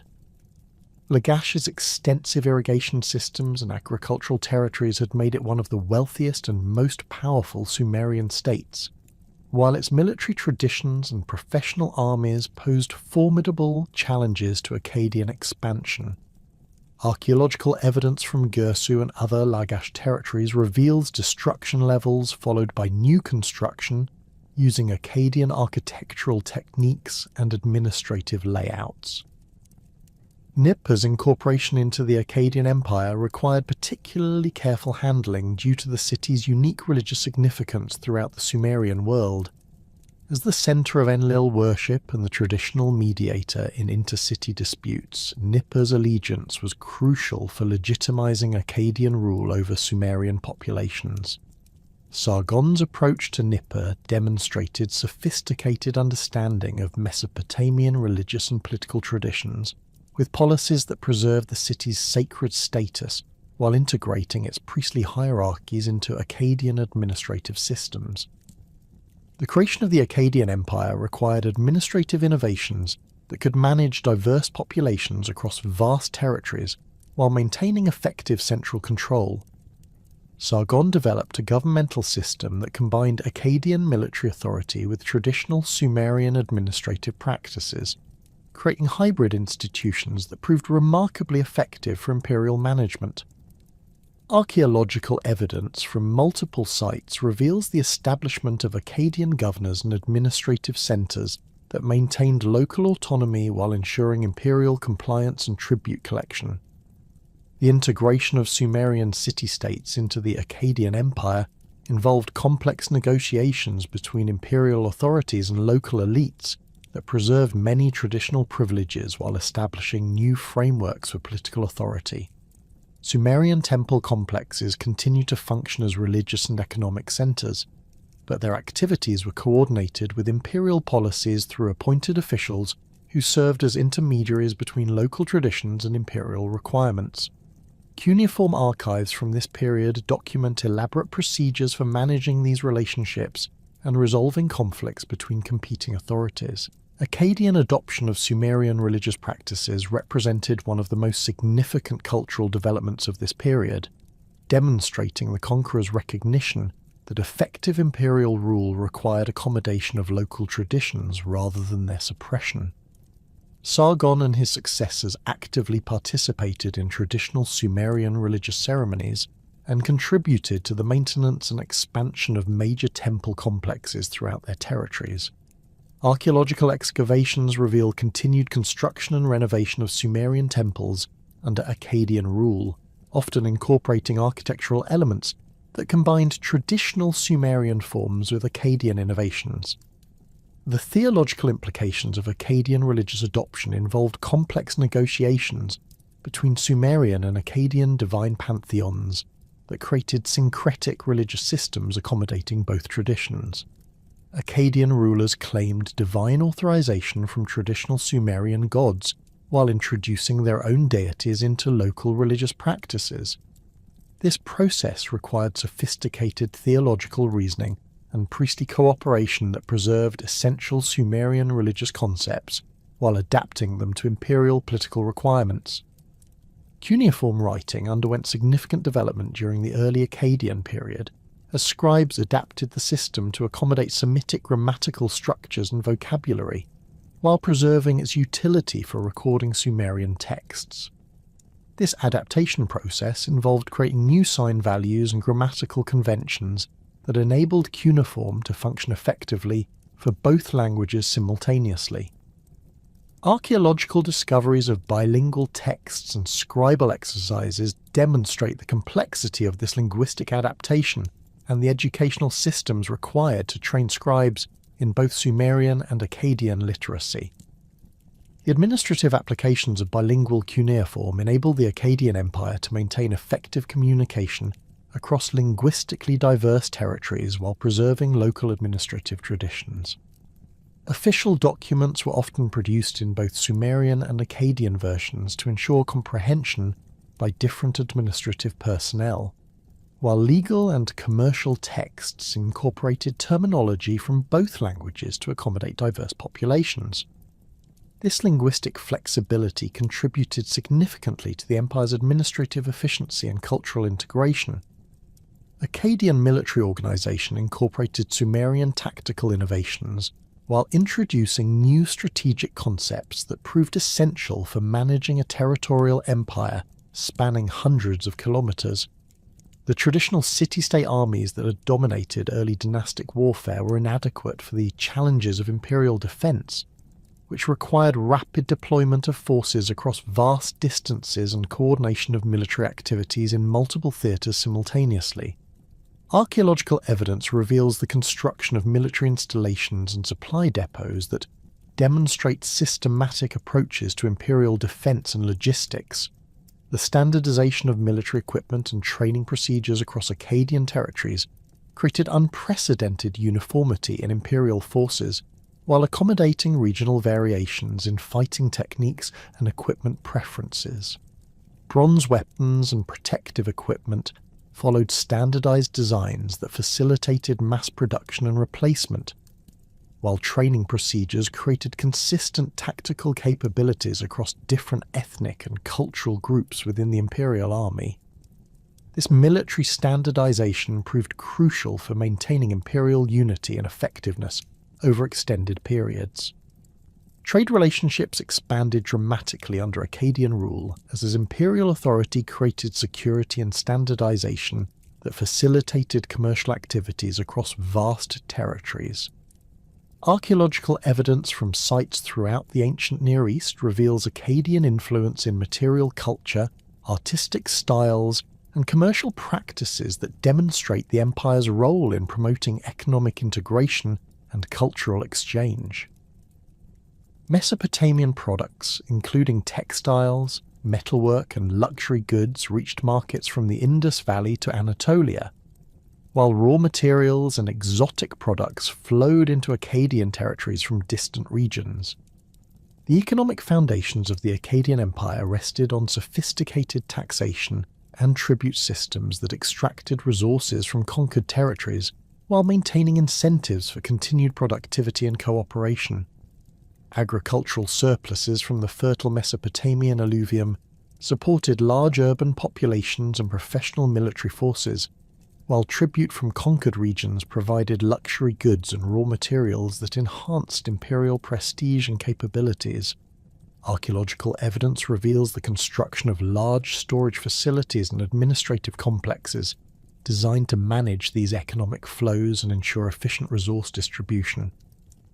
Cultural exchange under Akkadian rule created unprecedented opportunities for artistic and intellectual development, as traditions from different regions combined to produce new forms of expression and knowledge. Sumerian literary traditions continued to develop under Akkadian patronage, with new compositions that incorporated themes and perspectives reflecting the imperial experience. Archaeological discoveries reveal artistic works that combine Sumerian iconographic traditions with Akkadian stylistic innovations, creating hybrid forms that influenced artistic development throughout the ancient Near East. The gradual shift from Sumerian to Akkadian as the dominant language of administration and commerce represented one of the most significant cultural transformations of this period, though the process occurred over several generations rather than through sudden replacement. Akkadian's advantages as a spoken language for interethnic communication, combined with its adoption by imperial administrative systems, created practical incentives for its use that gradually reduced Sumerians' role in daily affairs while preserving its importance for religious and scholarly purposes. The linguistic adaptations and administrative innovations that had enabled the Akkadian Empire to function effectively across diverse populations ultimately proved insufficient to withstand the mounting pressures that accumulated during the late 22nd century BC. A combination of climate change, internal rebellions, and external invasions gradually weakened imperial control and created opportunities for local populations to reassert their independence. The Gutians, mountain peoples from the Zagros highlands, delivered the final blow to Akkadian power around 2154 BC, but their rule proved ephemeral and culturally destructive. Archaeological evidence from multiple sites reveals destruction layers and abandonment levels that document the chaos and economic disruption that characterized this transitional period. From this political fragmentation emerged one of the most remarkable revivals in ancient history, as the Sumerian city of Ur gradually consolidated power and established the third dynasty of Ur, known to historians as Ur III. This renaissance began modestly around 2112 BC under Ur-Nammu, who initially controlled only the immediate vicinity of Ur itself. Archaeological excavations in the earliest Ur-3 levels reveal relatively modest construction projects and limited territorial control that contrasted sharply with the massive imperial ambitions that would characterize the dynasty's later phases. Ur-Nammu's early reign focused on consolidating control over southern Mesopotamia through a combination of military campaigns, diplomatic alliances, and administrative reforms that gradually expanded Ur's influence beyond its traditional city-state boundaries. His approach differed significantly from earlier Akkadian imperial strategies, emphasizing the restoration of traditional Sumerian institutions and religious practices rather than the imposition of foreign administrative systems. Cuneiform inscriptions from this period describe Ur-Nammu's activities in explicitly religious terms, presenting his conquests as divine missions to restore proper worship and social order throughout the Sumerian heartland. The military campaigns that established Ur-III power demonstrate sophisticated strategic planning and tactical innovation that built upon both Sumerian and Akkadian military traditions, while adapting to the changed political landscape of post-imperial Mesopotamia. Ur-Nammu's armies combined traditional Sumerian infantry formations with mobile units capable of rapid deployment across the flat terrain of the southern alluvium. Archaeological evidence from sites captured during these early campaigns reveals systematic destruction of Gutian installations, followed by immediate reconstruction using traditional Sumerian architectural techniques and religious iconography. The siege of Lagash around 2110 BC exemplified Ur-Nammu's military capabilities and demonstrated the tactical sophistication that enabled Ur-III forces to overcome established defensive positions. Lagash had maintained semi-independence during the Gutian period and possessed substantial fortifications that had been strengthened with captured Akkadian military technology. Archaeological excavations reveal evidence of systematic siege operations, including the construction of earthworks, the diversion of water supplies, and the use of siege engines that forced the city's surrender after several months of blockade. Ur-Nammu's treatment of conquered territories established precedents for imperial administration that would characterize Ur-III governance throughout its existence. Rather than installing foreign governors or dismantling local institutions, he typically appointed loyal Sumerian officials who could maintain traditional administrative practices while ensuring compliance with imperial policies. Archaeological evidence from provincial administrative centres reveals the construction of standardised governmental buildings that combine traditional Sumerian architectural forms with new functional requirements for imperial communication and resource management. The restoration of traditional Sumerian religious practices under Ur-Nammu represented both genuine cultural revival and calculated political strategy designed to legitimize Earth-3 rule among populations that had chafed under foreign domination.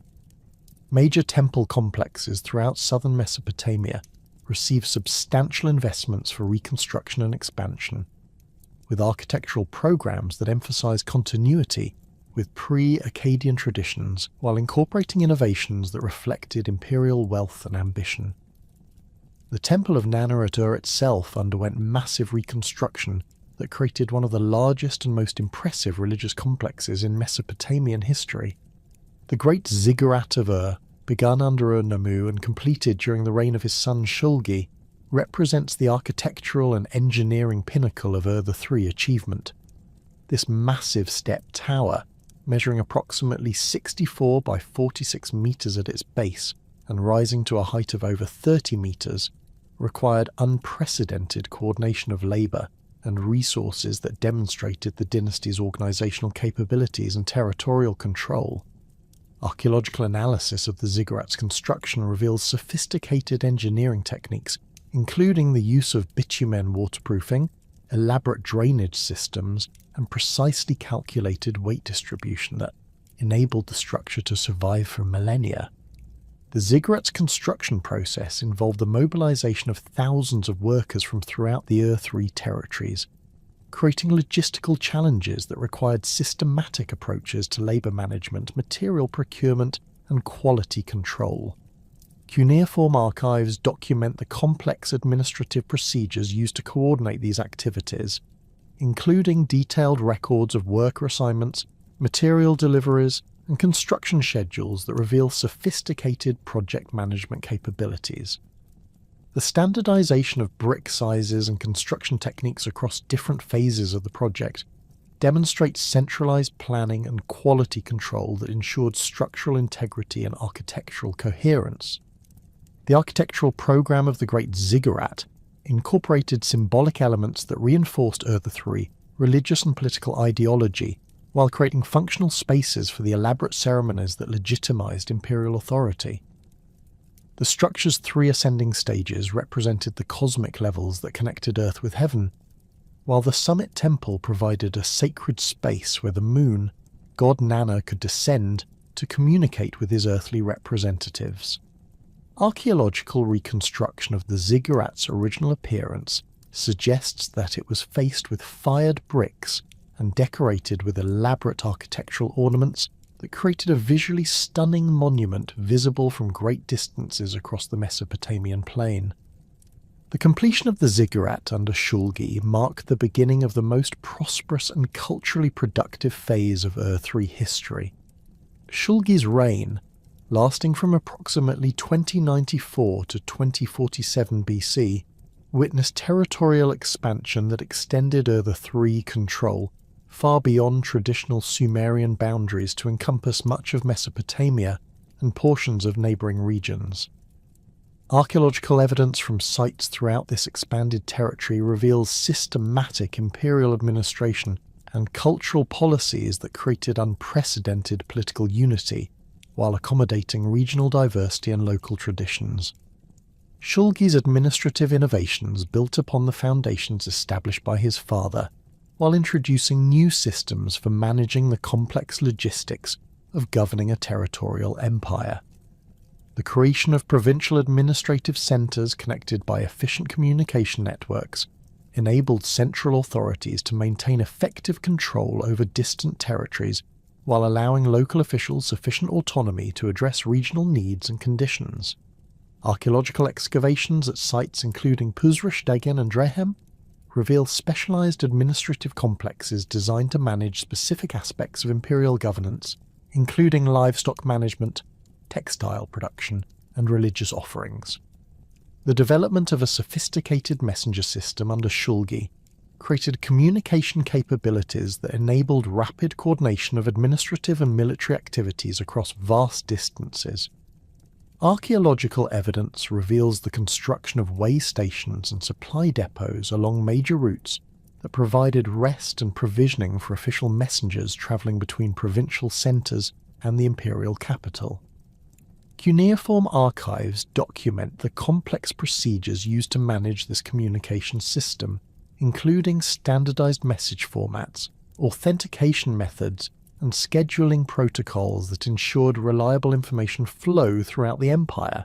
The codification of legal principles during the Ur III period produced the Code of Ur-Nammu, traditionally attributed to the dynasty's founder but possibly completed under Shulgi's direction. This legal compilation represents one of humanity's earliest systematic attempts to establish uniform legal standards across diverse populations and territories. Archaeological discoveries of legal tablets from multiple sites reveal widespread knowledge and application of these legal principles, suggesting effective dissemination and enforcement mechanisms that created unprecedented legal consistency across the Ur III territories. The Code of Ur-Nammu addressed fundamental legal issues including property rights, commercial transactions, family relationships, and criminal penalties through detailed provisions that reflected sophisticated understanding of legal principles and social relationships. Unlike later legal codes that emphasized retributive justice, Ur-Nammu's laws typically prescribed monetary compensation for injuries and damages, creating legal frameworks that prioritize social harmony and economic restoration over punishment. Archaeological evidence reveals that these legal principles were actively applied in local courts throughout the empire, with standardized procedures for evidence evaluation, witness testimony, and penalty assessment. The legal innovations of the Ur III period extended beyond criminal and civil law to encompass commercial regulations that facilitated trade and economic development throughout the empire. Standardized weights and measures, uniform currency systems, and regulated market procedures created commercial environments that encouraged entrepreneurship while preventing fraud and exploitation. Archaeological discoveries of commercial archives reveal complex business relationships and trading partnerships that spanned vast distances and involve participants from diverse cultural and linguistic backgrounds.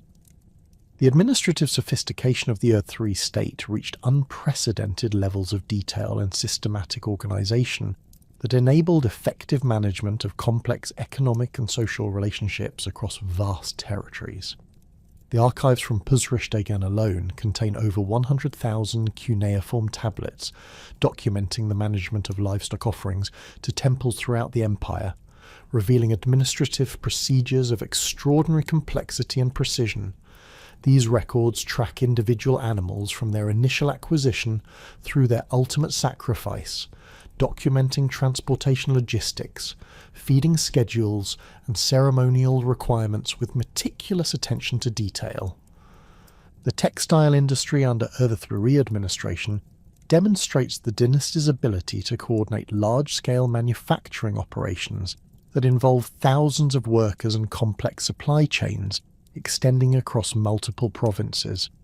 Archaeological excavations at sites including Ur and Gersu reveal extensive workshop complexes where skilled artisans produced high-quality textiles using raw materials procured from throughout the empire and beyond. Cuneiform archives document the sophisticated management systems used to coordinate these operations, including detailed records of worker assignments, material allocations, and production schedules that enabled administrators to monitor efficiency and ensure quality standards.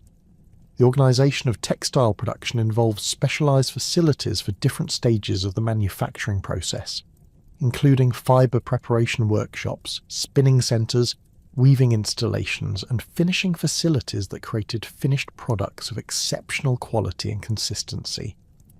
Archaeological analysis revealed sophisticated understanding of textile technology, including the use of improved looms, specialised tools, and innovative dyeing techniques that produce textiles superior to those of neighbouring regions.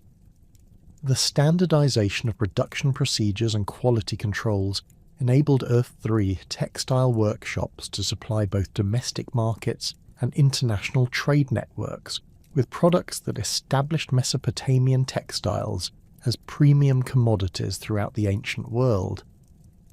Agricultural administration under the Earth 3 state achieved levels of systematic organization and productivity that supported unprecedented population densities while generating substantial surpluses for urban consumption and international trade. The management of irrigation systems required coordinated planning and maintenance activities that involved thousands of agricultural workers operating under centralized direction. Archaeological surveys have documented the extensive canal networks constructed and maintained during this period, including primary distribution channels and secondary delivery systems that brought irrigation water to hundreds of thousands of hectares of cultivated land. The bureaucratic systems used to manage agricultural production involved detailed record-keeping procedures that tracked crop yields, labour inputs, and resource allocation with extraordinary precision. Cuneiform archives contain thousands of tablets documenting field assignments, planting schedules, harvest results, and storage arrangements that enabled administrators to optimize agricultural productivity while ensuring adequate food supplies for urban populations. The sophistication of these administrative systems enabled Earth 3 authorities to implement long-term agricultural planning that maintained soil fertility and prevented the environmental degradation that had affected earlier intensive agricultural systems. The development of specialized agricultural estates during this period created large-scale production facilities that combined traditional farming techniques with innovative management approaches designed to maximize efficiency and profitability. Archaeological excavations at sites including Girsu reveal extensive agricultural installations including granaries, processing facilities, and administrative buildings that demonstrate systematic approaches to agricultural production and distribution. These estates typically specialized in particular crops or livestock products, creating regional specialization that enhanced overall economic efficiency while generating products for both local consumption and long-distance trade. Religious administration under the Ur 3 state involved unprecedented coordination of ceremonial activities and temple management across vast territories that contained hundreds of religious institutions with diverse traditions and practices. The standardization of religious calendars and ceremonial procedures created empire-wide festivals and observances that reinforced political unity while accommodating local religious traditions and preferences. Archaeological evidence reveals substantial investments in temple construction and renovation throughout Ur 3 territories, with architectural programs that combine traditional Sumerian religious forms with imperial iconography and decorative elements. The management of religious offerings and temple economies required sophisticated administrative systems that coordinated the collection, transportation, and distribution of vast quantities of agricultural products, livestock, and manufactured goods dedicated to divine service. The archives from Drehem document the complex procedures used to manage livestock offerings, including the coordination of animal deliveries from throughout the empire, the scheduling of sacrificial ceremonies, and the distribution of meat and other products to temple personnel and religious participants. These administrative procedures created economic systems of enormous complexity that generated substantial revenues while maintaining the religious legitimacy essential for imperial authority. The cultural achievements of the Orthodox period encompass significant developments in literature, art, and scholarship that built upon earlier Sumerian traditions, while reflecting the imperial experience and cosmopolitan perspectives that characterize this Renaissance. Literary compositions from this period include sophisticated hymns, mythological narratives, and wisdom texts that demonstrate remarkable artistic achievement and intellectual sophistication. The famous hymns to Shulgi exemplify this literary renaissance, combining traditional Sumerian poetic techniques with new themes and perspectives that reflect the imperial context and the rulers' unprecedented achievements.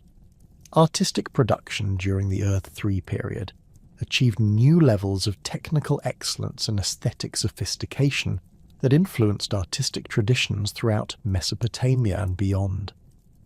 Sculptural works, including royal statues and architectural decorations, demonstrate mastery of advanced carving techniques and sophisticated understanding of proportion and composition. Archaeological discoveries reveal workshop areas where skilled artisans produced luxury goods, including jewellery, decorative objects, and ceremonial weapons that combined traditional Sumerian artistic motifs with innovative designs reflecting imperial wealth and cultural diversity. The sophisticated administrative systems and cultural achievements that had characterized the Earthly Renaissance could not indefinitely withstand the mounting pressures that accumulated during the final decades of the 21st century BC. Climate records from this period indicate increasingly arid conditions that reduced agricultural productivity throughout Mesopotamia, while the empire's extensive bureaucratic apparatus created enormous financial burdens that strained imperial resources. Archaeological evidence from multiple sites reveals declining construction activity and reduced investment in public works projects during the later years of Shulgi's reign and throughout the reigns of his successors, Amar-Sin and Shu-Sin. The Amorite migrations that began around 2100 BC initially appeared as manageable tribal movements along the western margins of Mesopotamian territory, but these populations gradually coalesced into more organized political entities that posed increasing threats to Earth-3 territorial control. Archaeological surveys in the Middle Euphrates region reveal the establishment of fortified settlements and the adoption of Mesopotamian agricultural techniques by Amorite groups who had previously practiced nomadic pastoralism. These communities developed hybrid economic systems that combined traditional livestock management with intensive agriculture, creating prosperous settlements that could support larger populations and more sophisticated military organizations. The Amorite adoption of Mesopotamian urban organization and military technology transformed these tribal groups into formidable political entities capable of challenging established city-states and imperial authorities. Excavations at sites including Mari and Turka reveal substantial construction projects and sophisticated administrative systems that demonstrate rapid Amorite adaptation to sedentary urban life. These communities maintained their traditional social structures and cultural practices while incorporating Mesopotamian innovations in agriculture, crafts and military organization that enhanced their competitive capabilities. The construction of massive defensive walls around and other major cities during the reign of Shu-Sin reflects growing awareness of external threats and the inadequacy of traditional military responses to the changing strategic environment. Archaeological analysis of these fortifications reveals sophisticated engineering techniques and enormous labour investments that diverted resources from productive economic activities while providing only temporary security against increasingly mobile and tactically flexible enemies.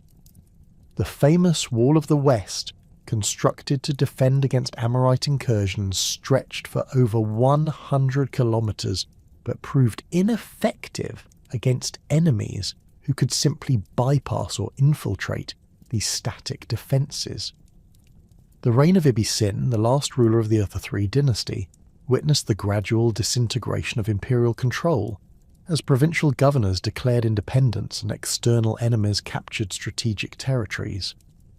Archaeological evidence from sites throughout the former Earth-3 Empire reveals the abandonment of imperial administrative centres and the destruction of major public buildings during this period of political collapse. The systematic nature of this destruction suggests coordinated military campaigns rather than random raiding, indicating that Earth-3 enemies possess sophisticated strategic planning capabilities and substantial military resources. The siege and capture of Ur itself around 2004 BC mark the definitive end of Sumerian political independence and the beginning of a new era dominated by Amorite dynasties. Archaeological excavations in the destruction levels of Ur reveal extensive burning and deliberate demolition of major buildings, including the royal palace and administrative complexes. However, the temple precincts show less evidence of destruction, suggesting that the conquerors recognized the religious and cultural significance of these institutions and sought to preserve their legitimacy through continuity with established traditions. The Elamite role in Ur's final destruction demonstrates the complex international dimensions of later III politics and the empire's vulnerability to coordinated attacks from multiple directions. Cuneiform sources describe Elamite forces capturing Ibbi Sin and transporting him to Elam as a prisoner, while Amorite groups occupied much of the former imperial territory. Archaeological evidence from Susa reveals Mesopotamian artifacts and architectural elements that were transported from Ur and other conquered cities, indicating systematic looting and the transfer of cultural treasures to Elamite territory. The immediate aftermath of Ur III collapse witnessed the fragmentation of Mesopotamian political authority among numerous competing dynasties and city-states, many ruled by Amorite leaders who adopted Mesopotamian titles and administrative practices while maintaining their traditional cultural identities. Archaeological excavations at sites including Isin and Larsa reveal the establishment of new royal centres that combined Amorite architectural traditions with Mesopotamian governmental institutions. These hybrid political systems preserved essential elements of Mesopotamian administrative expertise while adapting to the changed demographic and cultural landscape of post-imperial Mesopotamia. The Isin dynasty, established by Ishbi-Era around 2017 BC, claimed legitimacy as the successor to Ur III authority and maintained many traditional Sumerian governmental practices and religious observances. Archaeological evidence from Isin reveals substantial construction projects including temple renovations and administrative buildings that demonstrate the dynasty's commitment to preserving Mesopotamian cultural traditions. However, the territorial extent of Isin's actual control remained limited to the immediate vicinity of the city itself, indicating the fragmented nature of post-imperial political authority. The competing dynasty established at Larsa around the same period pursued similar legitimation strategies while controlling different portions of the former Ur III territory. Archaeological excavations at Larsa reveal extensive construction activities and sophisticated administrative systems that maintained continuity with imperial precedents while adapting to reduced territorial scope and resources. The rivalry between Isin and Larsa created ongoing military conflicts that further weakened Mesopotamian political unity and created opportunities for external intervention. The gradual extinction of Sumerian as a spoken language during this period occurred through complex processes of demographic change and cultural assimilation, rather than sudden replacement or official prohibition. Archaeological evidence suggests that Sumerian continued to be spoken in rural areas and religious contexts well into the 2nd millennium BC, while Akkadian increasingly dominated urban administration and commercial activities. The bilingual nature of many cuneiform texts from this period demonstrates the transitional character of this linguistic transformation and the efforts made to preserve Sumerian cultural knowledge. Educational institutions played crucial roles in preserving Sumerian linguistic and cultural traditions during this period of political fragmentation and demographic change. Archaeological discoveries at scribal schools reveal curricula that emphasize Sumerian literary texts, religious compositions, and legal traditions as essential components of advanced education. These institutions created a class of bilingual scholars who could function effectively in Akkadian-dominated administrative environments while maintaining expertise in traditional Sumerian knowledge systems. The development of Sumerian Akkadian lexical lists and grammatical texts during this period represent systematic scholarly efforts to preserve and transmit Sumerian linguistic knowledge to future generations. These reference works, discovered in large numbers at sites throughout Mesopotamia, demonstrate sophisticated understanding of comparative linguistics and pedagogical methodology. The standardization of these educational materials across different cities and dynasties suggests coordinated scholarly cooperation that transcended political boundaries and maintained intellectual continuity despite political fragmentation. Religious institutions emerged as the primary guardians of Sumerian cultural traditions during this period, maintaining temple libraries and scriptoriums that preserved vast collections of Sumerian literary and religious texts. Archaeological excavations at major temple complexes reveal extensive archives containing thousands of tablets with Sumerian compositions, including myths, hymns, prayers, and ritual instructions. These collections were actively maintained and expanded throughout the 2nd millennium BC, demonstrating ongoing commitment to preserving Sumerian cultural heritage. The role of temples in preserving Sumerian traditions extended beyond simple archival functions, to encompass active scholarly activities including the composition of new works in classical Sumerian and the compilation of comprehensive literary collections. Archaeological evidence reveals specialized scriptoriums within temple complexes, where trained scribes produced copies of important texts and created new compositions that maintained traditional Sumerian literary styles and themes. These activities required substantial institutional resources and demonstrated the continued cultural prestige associated with Sumerian learning. The emergence of Babylon as a major political centre under Hammurabi around 1894 BC marked a crucial transition in Mesopotamian political development and the final consolidation of Amorite control over the region. Archaeological excavations at Babylon reveal massive construction projects and sophisticated urban planning that created one of the ancient world's most impressive cities. The establishment of Babylonian hegemony over much of Mesopotamia created political stability that enabled cultural and economic recovery, while fundamentally altering the region's ethnic and linguistic composition.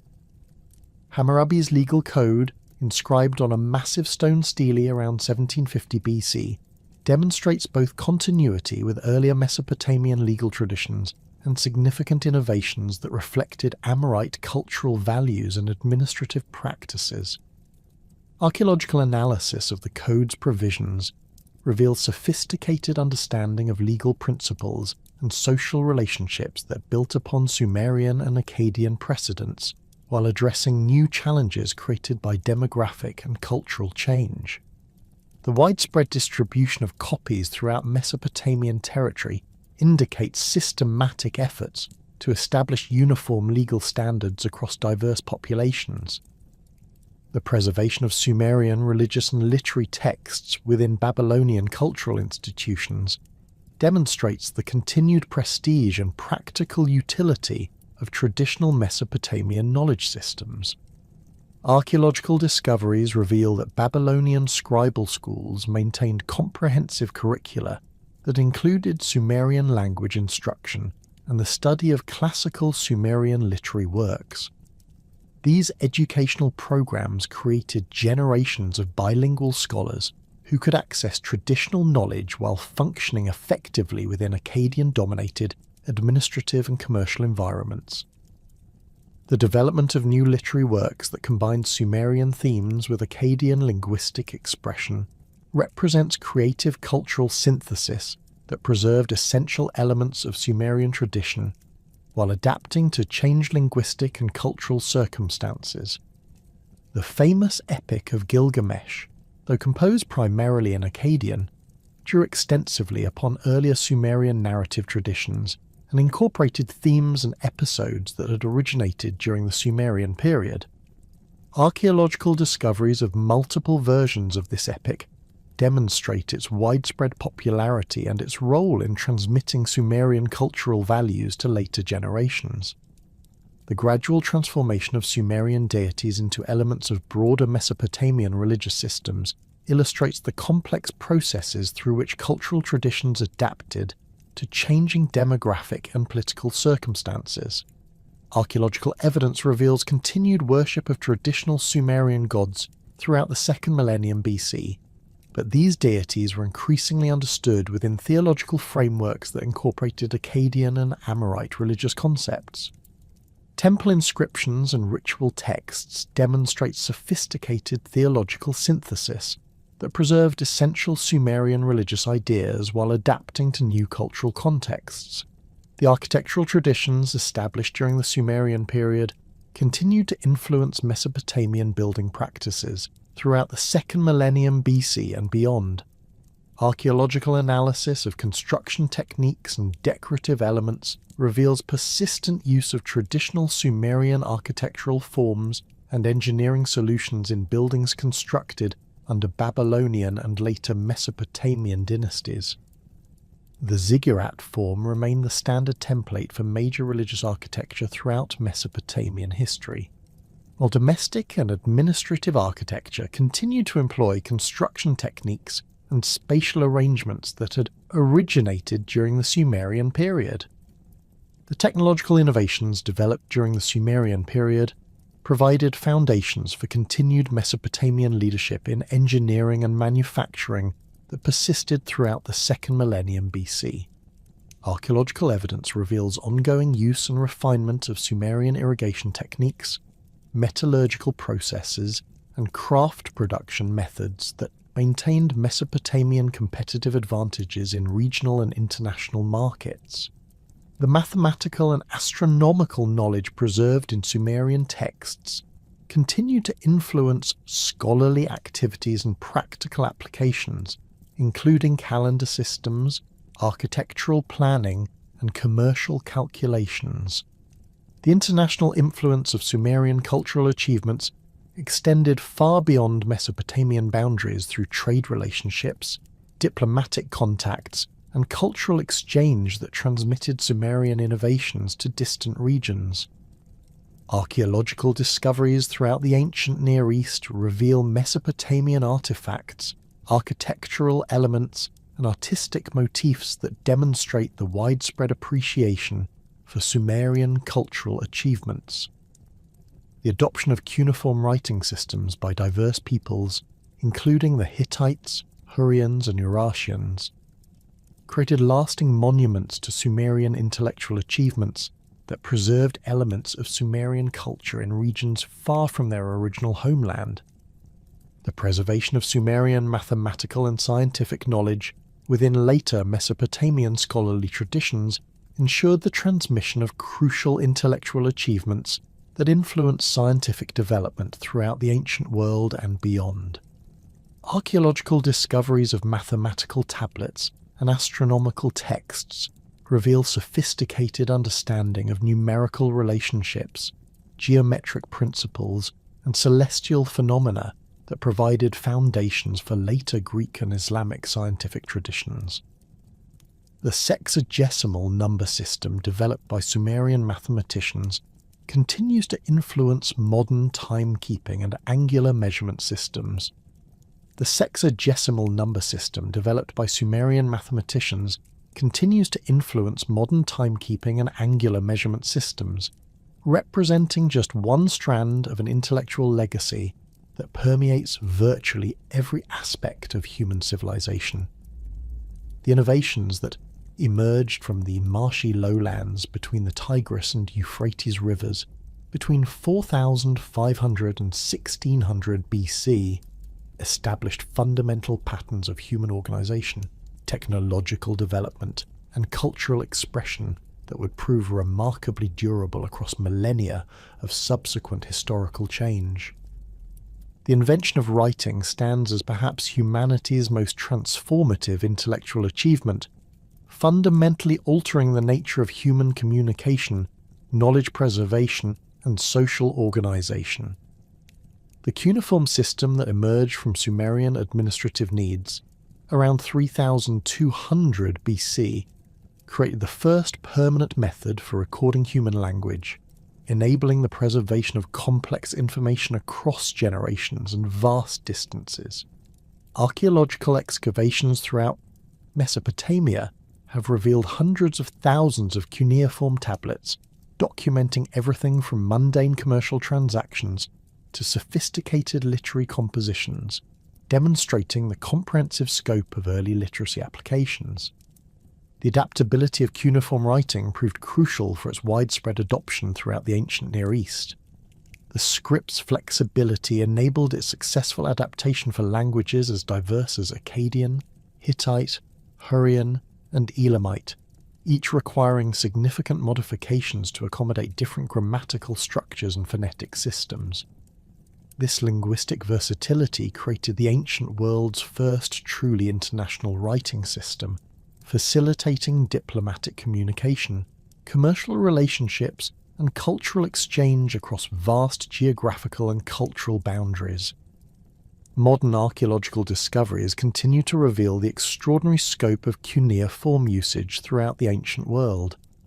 The Amarna letters, discovered in Egypt and dating to the 14th century BC, demonstrate cuneiform's role as the diplomatic language of international relations, with correspondence between Egyptian pharaohs and rulers throughout the Near East conducted entirely in Akkadian cuneiform.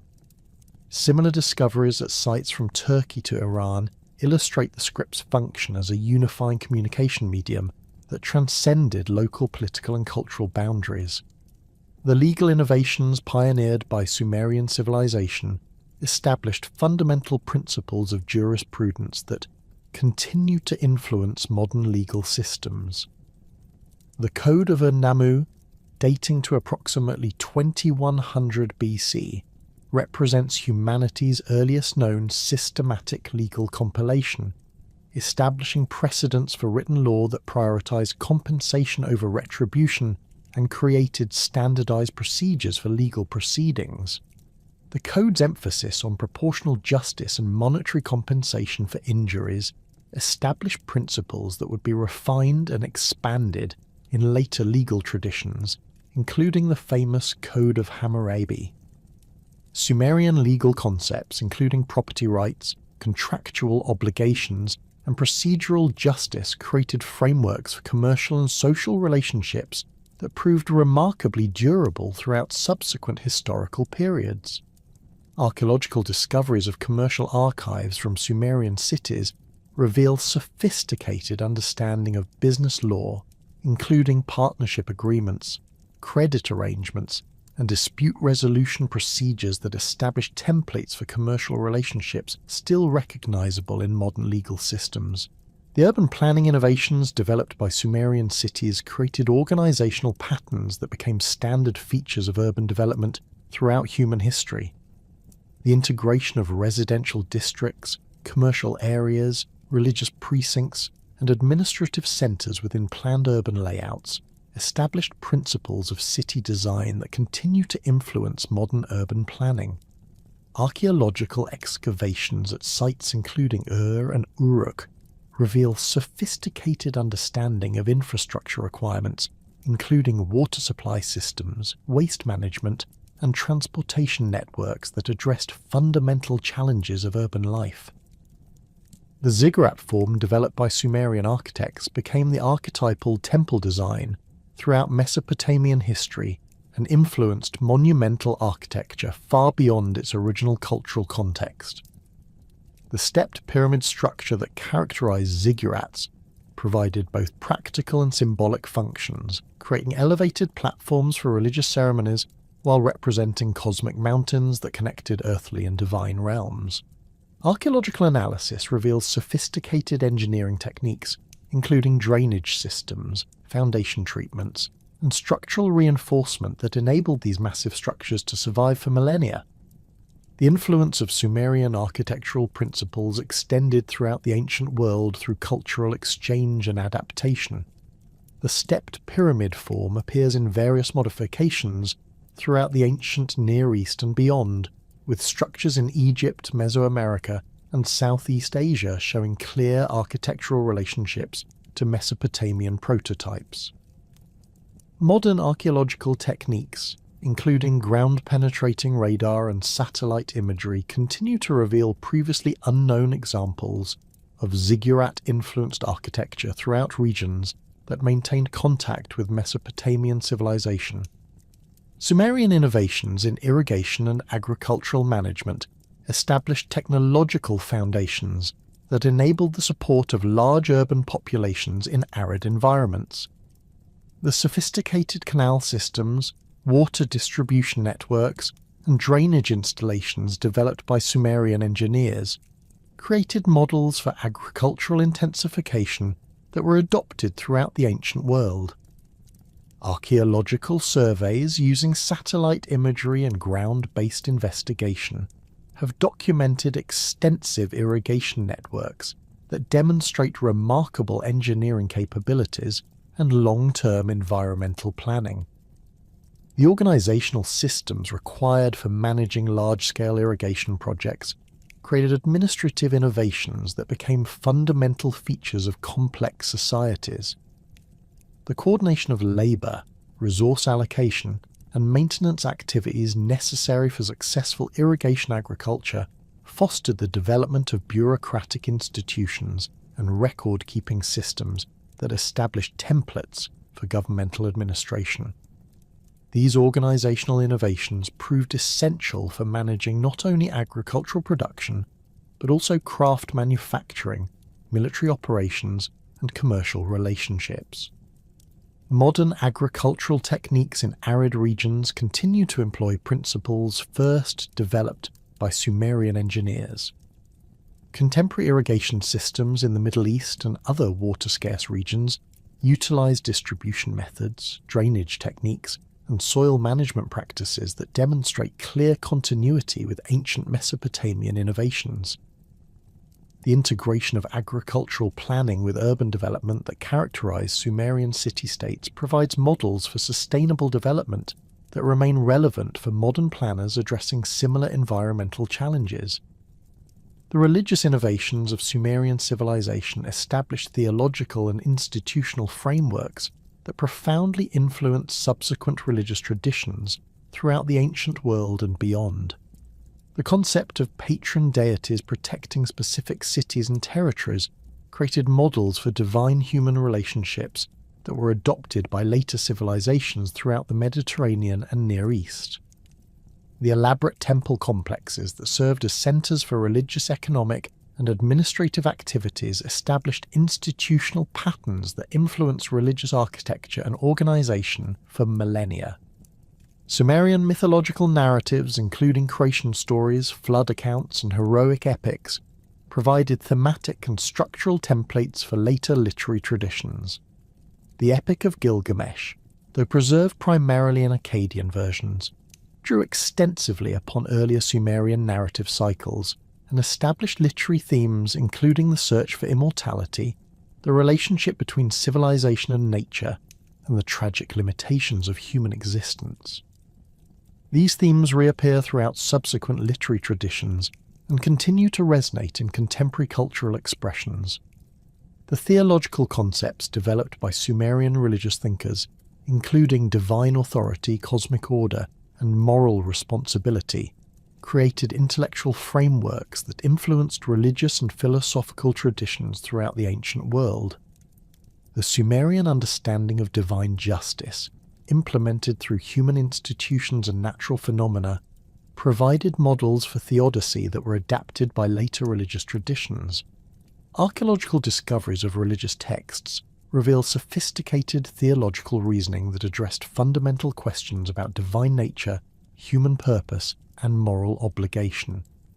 The technological innovations pioneered by Sumerian craftsmen established manufacturing techniques and tool designs that remained standard throughout the ancient world. The development of the potter's wheel, around 3500 BC, revolutionized ceramic production and created manufacturing principles that continue to influence pottery techniques today. Archaeological analysis of Sumerian pottery reveals sophisticated understanding of clay preparation, firing techniques, and glazing methods that achieved remarkable consistency and artistic quality. Bronze metallurgy techniques developed by Sumerian metalworkers created alloy formulations and casting methods that established standards for metal production throughout the ancient Near East. The standardization of tool designs and weapon specifications that characterized Sumerian manufacturing created templates for mass production that enabled the equipping of large armies and the supply of extensive trade networks. Archaeological discoveries of metalworking installations reveal sophisticated furnace designs and production techniques that demonstrate remarkable technical expertise. The mathematical achievements of Sumerian scholars established numerical systems and computational methods that influenced mathematical development throughout subsequent history. The sexagesimal system's advantages for astronomical calculation and geometric measurement led to its adoption for specialized applications that persist in modern timekeeping and angular measurement.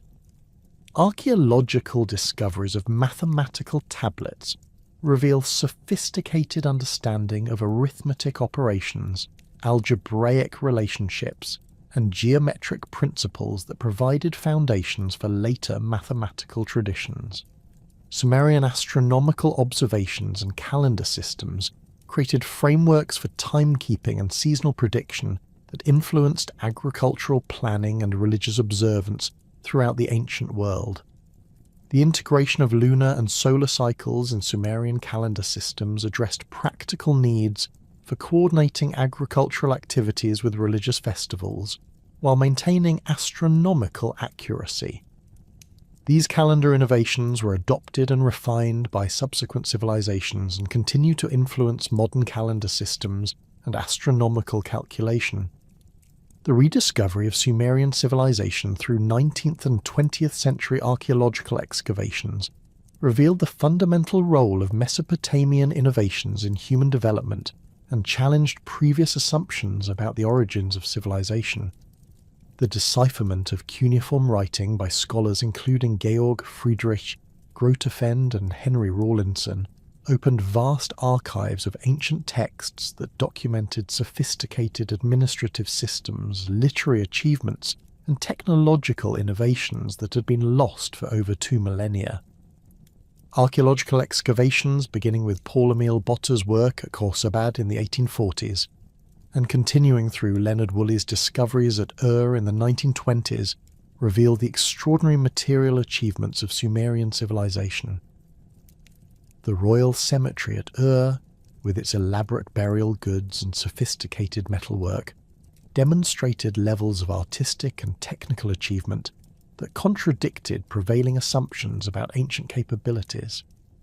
These discoveries forced fundamental revisions in understanding of early human development and the origins of complex society. Modern archaeological techniques including radiocarbon dating, ground-penetrating radar, and satellite imagery continue to reveal new aspects of Sumerian achievement and influence. Recent excavations at sites throughout Mesopotamia have uncovered previously unknown cities, administrative centers, and technological installations that expand understanding of Sumerian territorial extent and cultural sophistication. Digital reconstruction techniques enable detailed analysis of architectural remains and artifact assemblages that provide unprecedented insights into Sumerian daily life and cultural practices. The influence of Sumerian innovations on subsequent Mesopotamian civilizations demonstrates remarkable cultural continuity despite political fragmentation and demographic change. The Babylonian Empire that succeeded Sumerian political authority maintained and refined administrative systems, legal traditions, and technological innovations that had originated during the Sumerian period. Archaeological evidence reveals continuous development of irrigation systems, urban planning techniques, and manufacturing processes that built upon Sumerian foundations while adapting to changed circumstances. The Assyrian Empire, despite its military focus and territorial extent, preserved and transmitted Sumerian cultural achievements through its library systems and educational institutions. The famous library of Ashurbanipal at Nineveh contained extensive collections of Sumerian literary works, religious texts, and technical manuals that have been carefully copied and preserved for over a millennium. These archival activities ensured the transmission of Sumerian knowledge to later periods and facilitated its eventual rediscovery by modern scholars. Persian administration of Mesopotamia following the conquest of Babylon in 539 BC demonstrated continued recognition of Sumerian cultural achievements and their practical utility for imperial governance. Archaeological evidence reveals Persian investment in maintaining and expanding irrigation systems that had originated during the Sumerian period, while administrative documents demonstrate continued use of legal and commercial practices that trace their origins to Sumerian innovations. The intellectual legacy of Sumerian civilization extends far beyond its immediate geographical and temporal boundaries through the transmission of knowledge systems and cultural practices that influenced human development throughout subsequent history. The scientific and mathematical achievements preserved in Sumerian texts provided foundations for Greek intellectual development and ultimately influenced the emergence of modern scientific methods. The preservation of Sumerian astronomical observations and mathematical calculations in later Mesopotamian archives enabled their transmission to Islamic scholars and eventual incorporation into European academic traditions. Contemporary recognition of Sumerian achievements has transformed understanding of human development and the origins of complex society.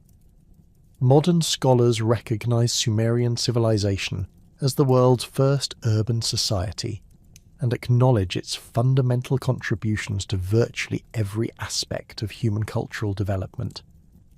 The innovations in writing, law, urban planning, technology, and religious organization that emerged from Sumerian city-states established patterns of human organization that continue to influence contemporary society.